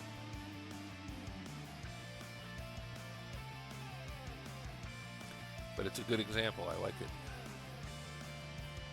Okay, let's see. Where are we supposed to go, Daddy?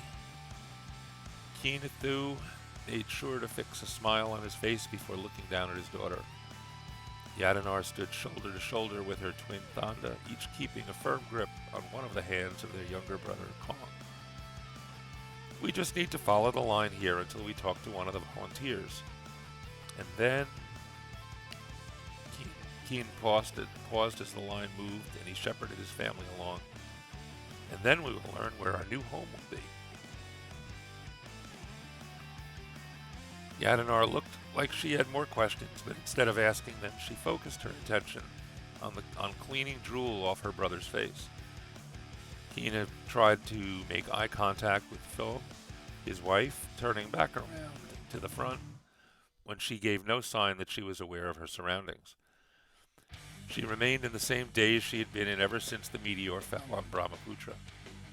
He clamped down hard on the temptation to sigh and waited for the line to move. Eventually, he found himself in face-to-face with a woman sitting behind a desk, finishing up some final task on the paperwork in front of her. It was his first time being close to a Deseret, and he found himself slightly uncomfortable with the foreignness of her facial features. After a brief moment, the woman looked up and smiled, saying something in a language he now knew to be English. After a moment, the device on her desk roughly, very roughly, translated what she said. Have information chip with you? The device squawked. Kine inserted his chip into the device, following the instructions of a series of drawings on its surface. After a moment, the device chirped in a successful tone, and the woman behind the desk grabbed a sheet of paper from a printer, folded it in half, and handed it to him. On it, he saw in plain Burmese that their new home would be in Unit 35 in Residential Block 10. His fingers traced the letters, and he felt himself relax. How long had he been carrying that tension with him? Lost in thought, he almost missed the woman's instructions to proceed to the next desk. He had a place to put his family. What more did he need? Kane walked over to the next desk, unsure all over again. Interesting.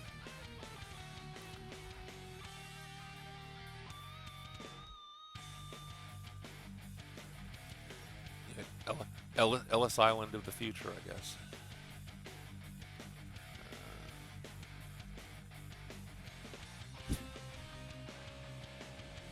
Let's see.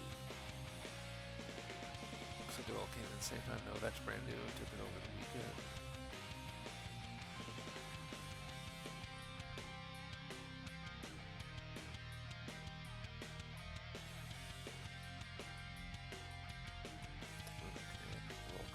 That. All right. Describe your editing as you listen. Good. Okay. Songbird. Hey, miraculous chatty people. I need another small piece of help. Ask away. Sure. I have gemstones soaking in a water bath with salts to become their magic-absorbing selves. Back to Scribe. Originally, that story blurb was the main article, but I felt I had nothing for the sidebar, and it made my main article too long. You know, I like the sidebar. I like the sidebar story. Definitely keep that. And this quote, I love this quote. You know, if you're doing such and such, there is a problem. Fix it.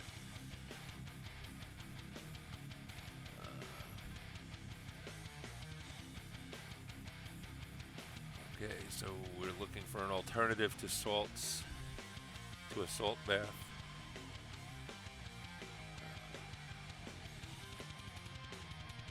So all right. So your question. Let me focus on one thing at a time here. So your question is the picture too? I assume your question is the picture too big?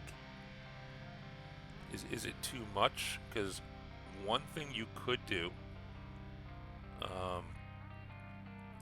and this might actually help balance out the whole, sidebar versus main body. You could shrink the size of the picture and actually place it so the text wraps around it, and that's actually very easy to do. Are you familiar with the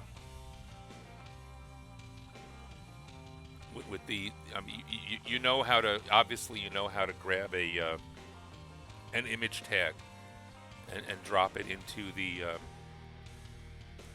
and drop it into an article. But you can do a little bit of manipulation to that image tag. And if you do that, you could, for example, one choice would be, I don't think you want to put it too high in the article. It's good. I think it's nice to have it down low because it'll balance. You have some nice, good graphic stuff up top. You have a quote here.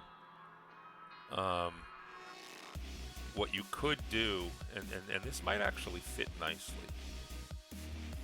If you move the image tag up to, you try this anyway, and this will give you an example that you can then play with a bunch of different ways. Move the image tag up to just before you start this paragraph, the shortly after paragraph, under the heading, but inside the paragraph. You're going to have, and I'm going to go to, I'm going to put something in chat here now. You're going to have something that looks like this now. IMG, colon, and then a bunch of numbers and letters. So you're going to see something that looks like that. That's your image tag. if you add to that a vertical bar, and then you can either select left, right, or center. I'm going to go with left just for now. And then a number of pixels. And I'm going to suggest you try starting with something like 300 or 400, because that usually is about half the. I think 300 is about half of the space, so that you make the image tag look like that.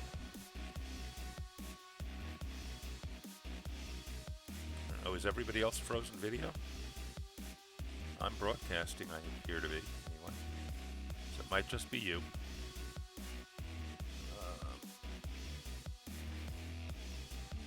Oh, am I disappearing? Oh no, that's no good.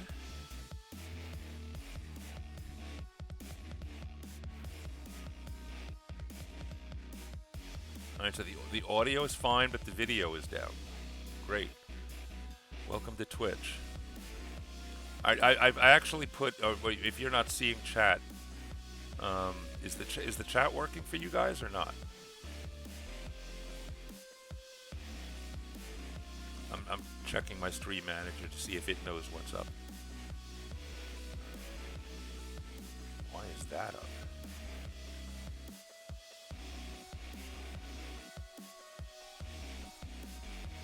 Yeah, that's not what I'm looking at. Oh, Twitch is being twitchy. I think it's trying to chat the post image stuff. It does it. Chat is working again. Oh, okay. Oh, that, yeah. I'm not sure why that would be, but all right. So chat is working, and now I'm getting some slowdowns. So if you scroll back up the chat, my chat is working, but I've lost my mouse. Oh, there it's back now. Okay. If scroll back up and see, I posted a couple of things that were that look like image tags, with brackets around them. See if you can. Oh, look at that! I just got a welcome to the chat room. So my chat just reset, and then it went away, and everything's back. Gotta love it. We still have a half hour to go. I'm coming to the conclusion that Twitch wants me to stream no more than 2 hours. Because my 2-hour streams always seem to go fine. I always have my problems on Thursdays. On Thursdays I stream 2.5 hours. And the problems start right around the 2-hour mark. Okay, so the refresh helped. What I'll do is... yeah, there you go. For no reason, threw it in there as well. Basically, you stick vertical bar, left, right, or center, another vertical bar, and then a number of pixels that you want your picture to occupy. And I suggested 300 as a starting point because that's about half the column. Do that, and then move that image, that whole tag, up above the text, and what you'll end up with is the text wrapping around the side of the image. So, and again, once you have it there at once, you can play with the size. If you want to move it left or right, just change the word left. Again, left, right, and center all work. You can make the picture larger or smaller, make it as big as you want, and you can actually, by playing with that, you could even end up ultimately making sure that your main body and your sidebar are exactly the same size. So the universe is trying to keep all of my awesomeness contained. Well, thank you for that. Okay, let's try to do something nice and calm and quiet for the next 10 minutes, and we'll see if we can let Twitch get back to normal. We're going to do another sprint. So I assume you guys are seeing me. Are you? All right. Here's a question. I just brought up my World Anvil dashboard. Is that what you guys are seeing? Because at this point I'm confused. I'm not sure what my stream manager is showing me, and I don't have two monitors yet. So I actually have to change what I'm looking at to see what I'm looking at. You know, kind of, I'm in that wonderful Schrodinger's cat problem.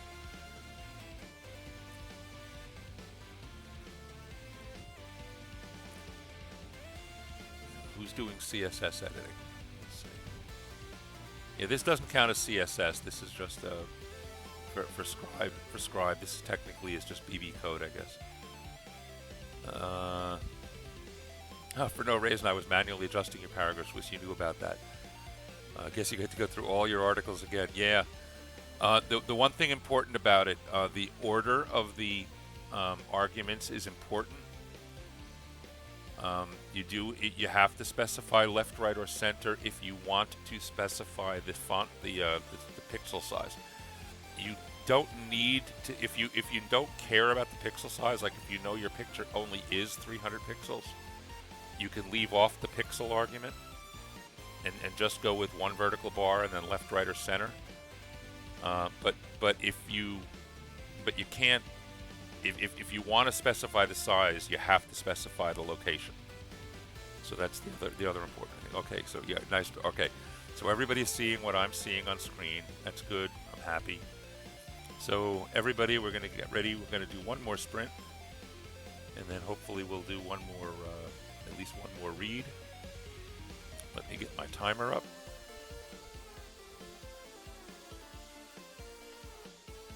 And is everybody ready? We're going to start. This is where Songbird finishes article number 23, right? 23 or 24? Well, 20 something, but you're going to get it done now. Ready? In 3, 2, 1, go.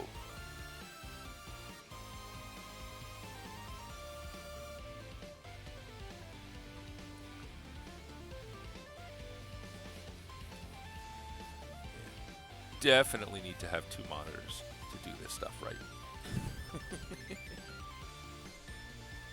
You know, it's funny when people started putting up, you know, two monitor screens or two monitor systems. I was like, why do you need that?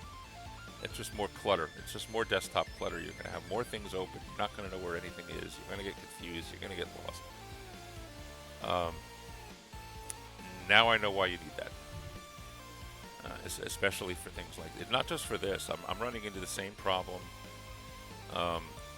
playing online or virtual tabletop games, much less DMing them.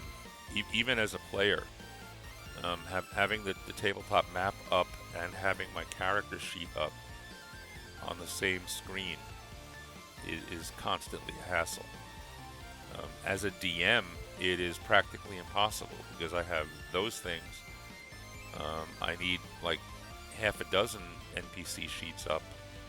I need the main map up. I need my notes up. I need, you know, a few other lookup tables up. I need copies of the the rule books up, and I'm making all that happen on one monitor. So one of August's projects is going to be, shall we say, technology update for DinosaurBob. I may be a dinosaur, but I'm trying hard to evolve. So let's see. E for Songbird. This is number 24 you're working for. Good. We're gonna get you to gold. I'm not. I won't promise diamond. I can't work miracles. But we can get you to gold.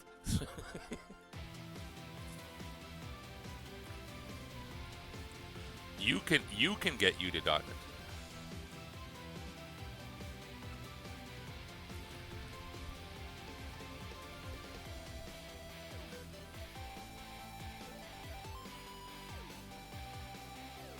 Oh, so who else? What do we have now? 2.5 hours to prompt release. Let's see some hype for prompt release. Go prompts. 2 hours and 20 minutes, actually.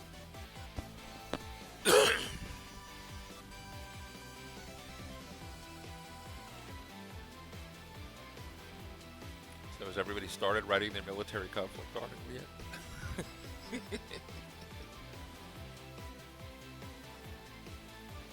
Yeah, Esong's been cranking them out. I think she just made 20 yesterday, and she's up to, and now she's working on number 24.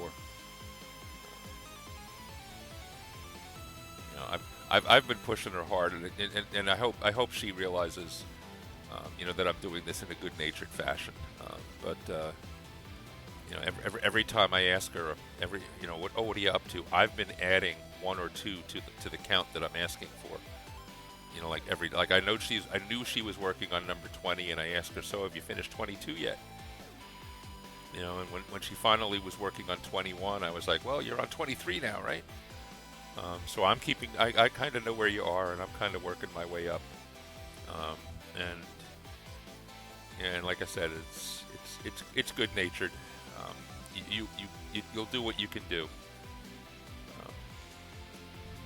But you got everybody rooting for you.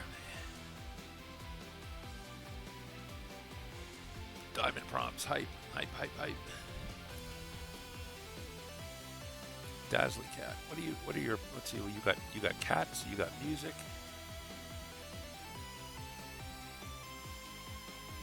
See, now whoever did those black cat prompts was smart, and they put a little bit of a shadow around it so you can see it even on a black background.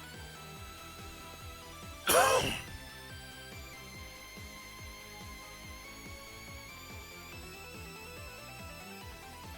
we doing on the timer? A little over 5 minutes to go. Is anybody? I'm curious. Is anybody else sprinting, or is it? Are we all sitting here cheering on Songbird?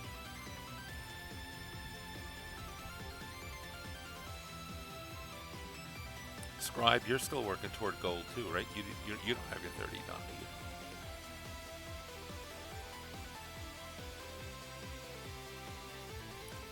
you? I'm amazed at how many people actually do have the 30 done. Hearing people early on in the in the summer camp talking about it. I know last year there were a whole bunch of people that did bronze, and there was a good bunch of people that got gold. Of course, gold was only 30 last year. Well, gold was 30 just like it is this year. They didn't have diamond. And you had all the prompts at once at the beginning. So, you know, especially the folk who were capable, and I'm not one of them, the folk who were capable of keeping themselves to maybe 400, 300, 400 words an article.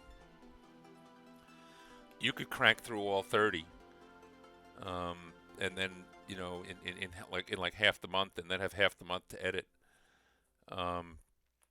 Like I said, I'm not one of those. I mean, I have gotten my 30 done, but I've been averaging about 1,200 words an article, and that's mainly because, to me, I want to make sure that the article. My first focus is to make sure the article is useful in my world, not just an answer to a prompt.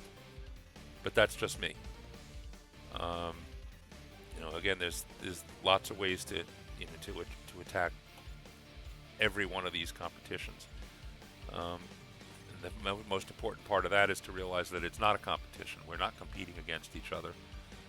In fact, we are competing. If we're competing at all, we're competing as a team. And our objective for all of us should be to get as many of us as far along as possible, because we're only all going to benefit each other. Dazzly Cat, yeah, you've been editing through sprints for like 3 or 4 days now, so you don't end up with word counts. But if you're getting your articles edited, then that's good for you. So for no reason, you're amazed you got gold this year. Yeah, the interesting thing, I'm again thinking about it. Like I said, last year, if you released all the prompts at once, you could look at them. First of all, you could get overwhelmed by having 30 things to answer. So this year, having only 10 at a time lets you focus a little better. Um, for those who are in the spew out 400 words and go on to the next one category, I can imagine some of them lost interest after 10 or 12 days when they had all of their prompts done, and now everybody else is talking about summer camp, and you're sitting there going, "Well, I'm done." All right, and you had nothing better to do by spreading out the prompts this year. It has definitely kept the hype up across everybody across the whole month. So I think that was a big success. And saving 3 more bonus prompts for the last 2 days of summer camp certainly means that we're going to all end on a high note. I mean, even if you even if you're resigned to not making diamond, those last 3 prompts, or maybe those are 3 prompts that'll be easy for you to get done, and it'll be 3 more prompts you get done.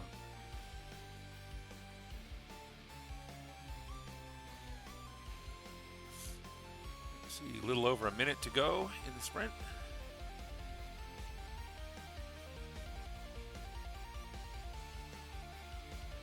A little over 15 minutes to go in the stream.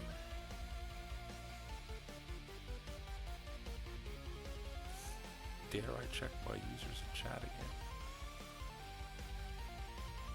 again? That's not updating at all today.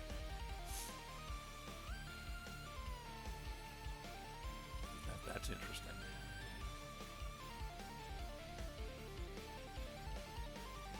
Dazzler count, triple checking word count. Well, yeah, the one advantage of me writing about 1,200 words on average per is I don't have to worry about the fact that my BB code might be using up some of too much of my word count. I definitely have word count covered personally. All right, 10 seconds.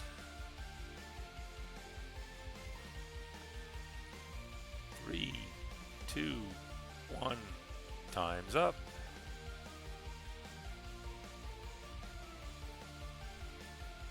Okay, how'd you do, E-Song?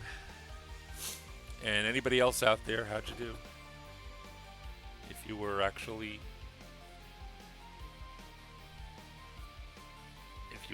sprinting.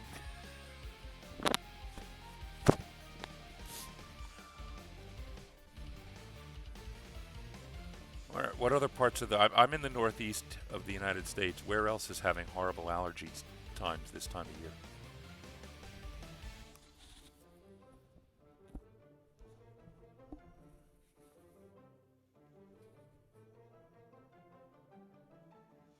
E-Song, 305 words. Yay.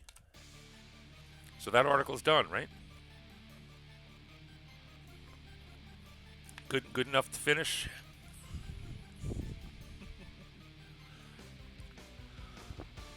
Ready for submission, even though a major section's still missing. Well, yeah, send it in. All right, like I said, before you actually go to use it in your world, you can go back and fill in any missing information. All right, do we all want to look at that one? Yeah, we're all going to read that article. E-Song, your allergies have been a nightmare today. Great Lakes region. I know Shy Red Fox was complaining about her allergies earlier. It's part of it, unfortunately, is a consequence of global warming. You still don't know how the crystals recharge, and you talk about how they can't be recharged once fractured. That's good. So you are going to make them rechargeable as long as they're not damaged. All right, so we'll come up with some good recharging method, but we don't have to worry about it for summer camp. So let's see what we got.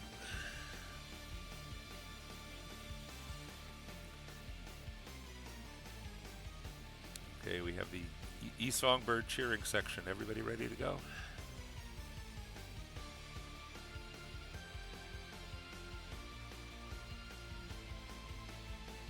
Ooh, why did it bring up your...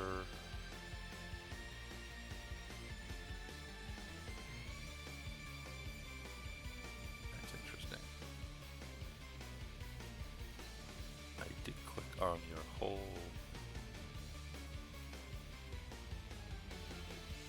is it doing that?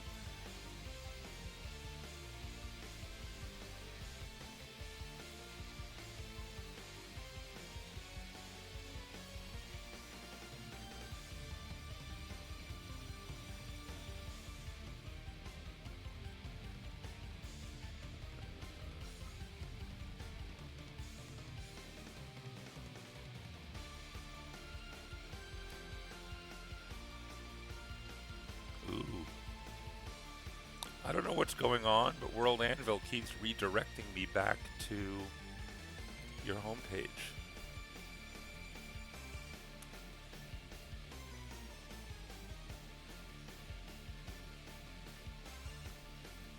Let's try this again.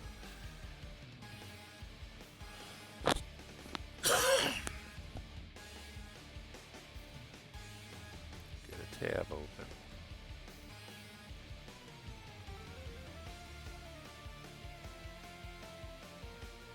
No, it keeps truncating it off. Has anybody ever seen that happen? It's happening to you too, okay. Alright, it's not just me, that's a good thing.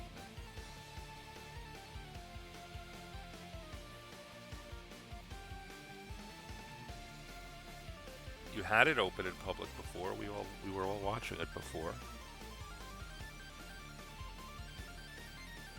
Have a different prompt to try, or different, that one's taking, there we go, okay. Alright, so we're going to just skim through the parts that we saw before, I think. Let's see, crystals or gemstones are refined, serve as magic conduit, able to store spells, augment magic caster abilities, provide passive boost on magic reader. That's all new, actually. Are you choosing not to mention the airships, or you give them that whole section down at the bottom? Okay. Alright, so we'll get to that.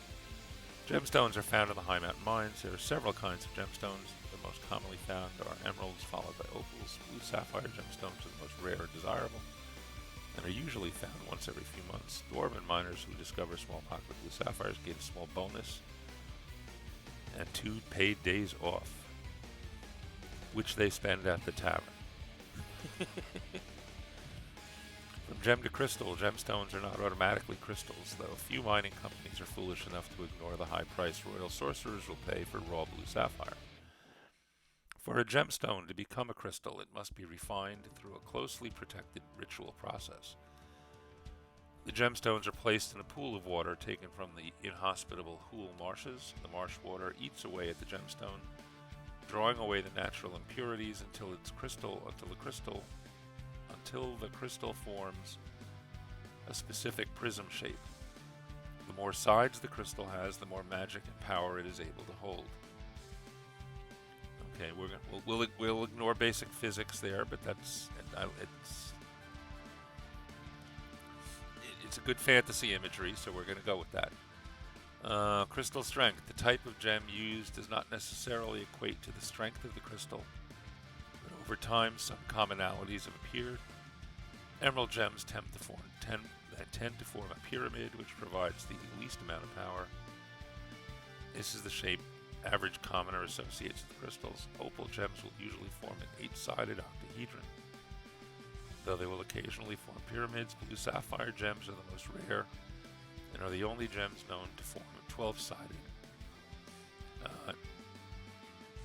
trapezoidon.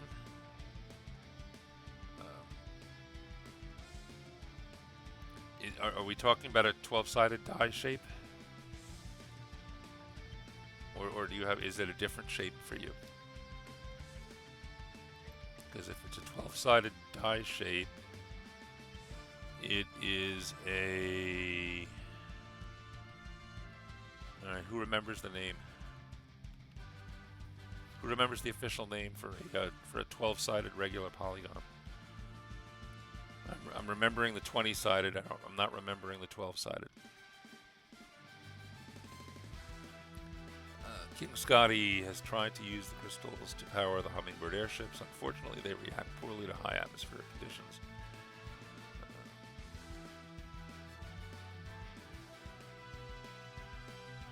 See link above. Okay, so you actually looked up the name. Okay, fine. Then Go with it. All right, so the gems are able to be used through its current charge, but it is unable to be recharged. Okay, so bringing them up into high atmospheric conditions causes them to fracture, and once they're fractured, they can't be recharged. No, a dodecahedron is a that's the 20-sided, isn't it? I think the dodecahedron is the 20-sided. So that was the first word that came to my mind too, but I think that's a 20-sided.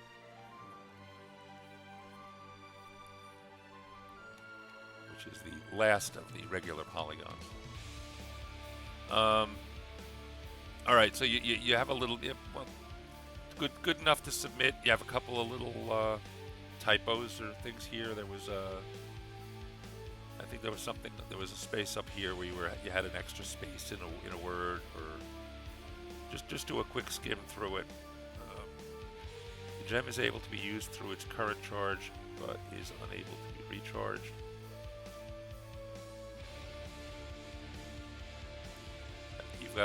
You've gotten all of the stream of thought stuff out of it, so I think that's all okay.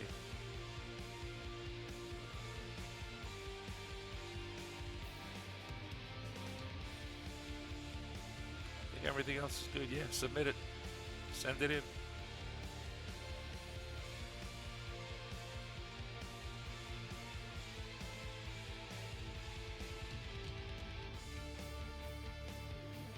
Okay, so dodecahedron is 12. Oh, that's right.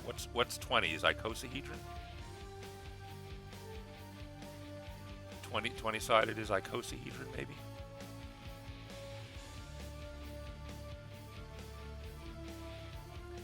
To remember our three-dimensional geometry. The whole water refines the gem, but doesn't fit with the magic. Or doesn't fill it with the magic. Yeah, you still need to work on that. Like I said, your fallback can always be to have casters casting magic into the gem to charge it. If we can come up with something else, that's fine. That's cool too. But especially for gameplay mechanic, having the casters charging the gem is a tried and true mechanic for charging any sort of magical storing device.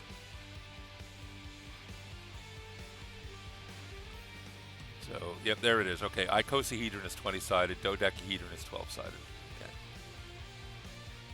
Got it. Yeah, dodecagon would be 12-sided 2D shape. These are all hedrons. So octahedron, yeah, you have octahedron, good.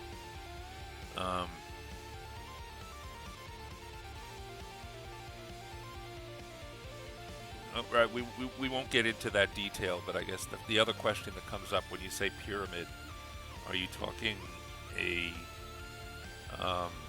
tetrahedron 4-sided dice pyramid, or are you talking a Egypt 5-sided dice, 4 triangles and a square? Both are valid crystal shapes, so you can decide that. I don't remember, there is an official name for the kind of pyramid that they did in Egypt. There's a geometric name for a square base triangular top pyramid. Hiring a mage, a gold sink for the PCs, yeah, exactly. Yeah, so like I said, I mean, if you can't think of anything else, go with a mage casting magic.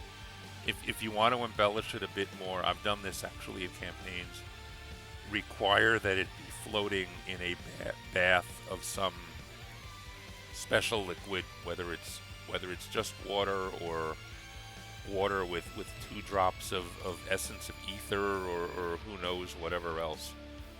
But you can have a recharging bath. I actually in the last campaign, long campaign I did, I had a whole lore for magic wands that required during the preparation of the wand and during the recharging that the wand be sat in a bath of material that was either might have been oil based and might have been water based depending on the nature of the wand, and the mage would then stand and cast, if it was a magic missile wand, he'd have to cast magic missiles into the bath with the wand in it. But instead of them firing his missiles, the wand would absorb the energy and be able to recharge it or fire it later. And every wand had its own method. So the ability to learn how to make and maintain a wand was itself, the writings that taught you how to do that were themselves valuable treasure items for each individual kind of wand. All right, you didn't end up finding, it's not like, you're 5th level, you can make these 22 wands now. You had to find the ways to make them, and you had to find the materials, and so forth. So, okay, soaking in ectoplasm. There's another, that's another good possibility, and it might vary. Again, depending on the nature of the magic. If you do start having different crystals do different kinds of magic, they might need to be floating in different kinds of things. And look at that, we made it to the end of the stream with only one minor tech hiccup that fixed itself. Yay! Alright folks, it's 2 hours to prompt time. Alright, we're going to spend those 2 hours with Hefe. Going to give him another minute or two to go live. Alright, it's 12 o'clock now, so it shouldn't be long. I do want to thank everybody who came. Let me do a quick check to see if I have anything else. So did I get a posture check an hour ago that I didn't do? My apologies, I've shuffled around a few times since then. I think I've gone through these. Chrysalia, thanks for the follow. Harold's Table, Hefe Live. And then we're back to the raid. So that was all of today's activity. It's nice and light today. But that's okay too. Okay, let us... Why did I jump off of there? Because I need to do this to bring up the raid.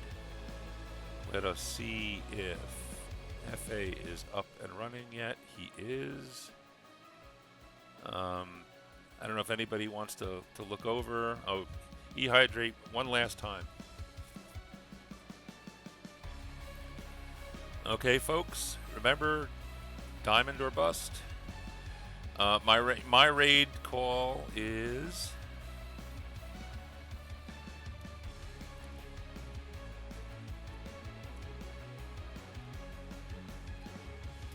Trample.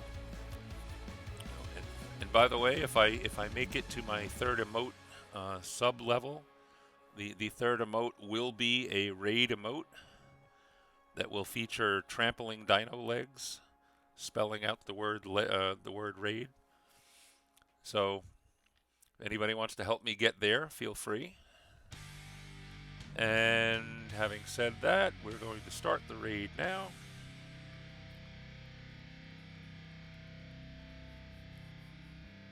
Alright, and we'll see you all in various streams between now and the end. And I will be back on, by the way, Saturday morning, 10 a.m. Eastern Time, 2 p.m. Universal Time. And that one will be a 2 hours of panic sprints that'll get you to 2 hours before the end of summer camp deadline. So until then, thank you all again for coming.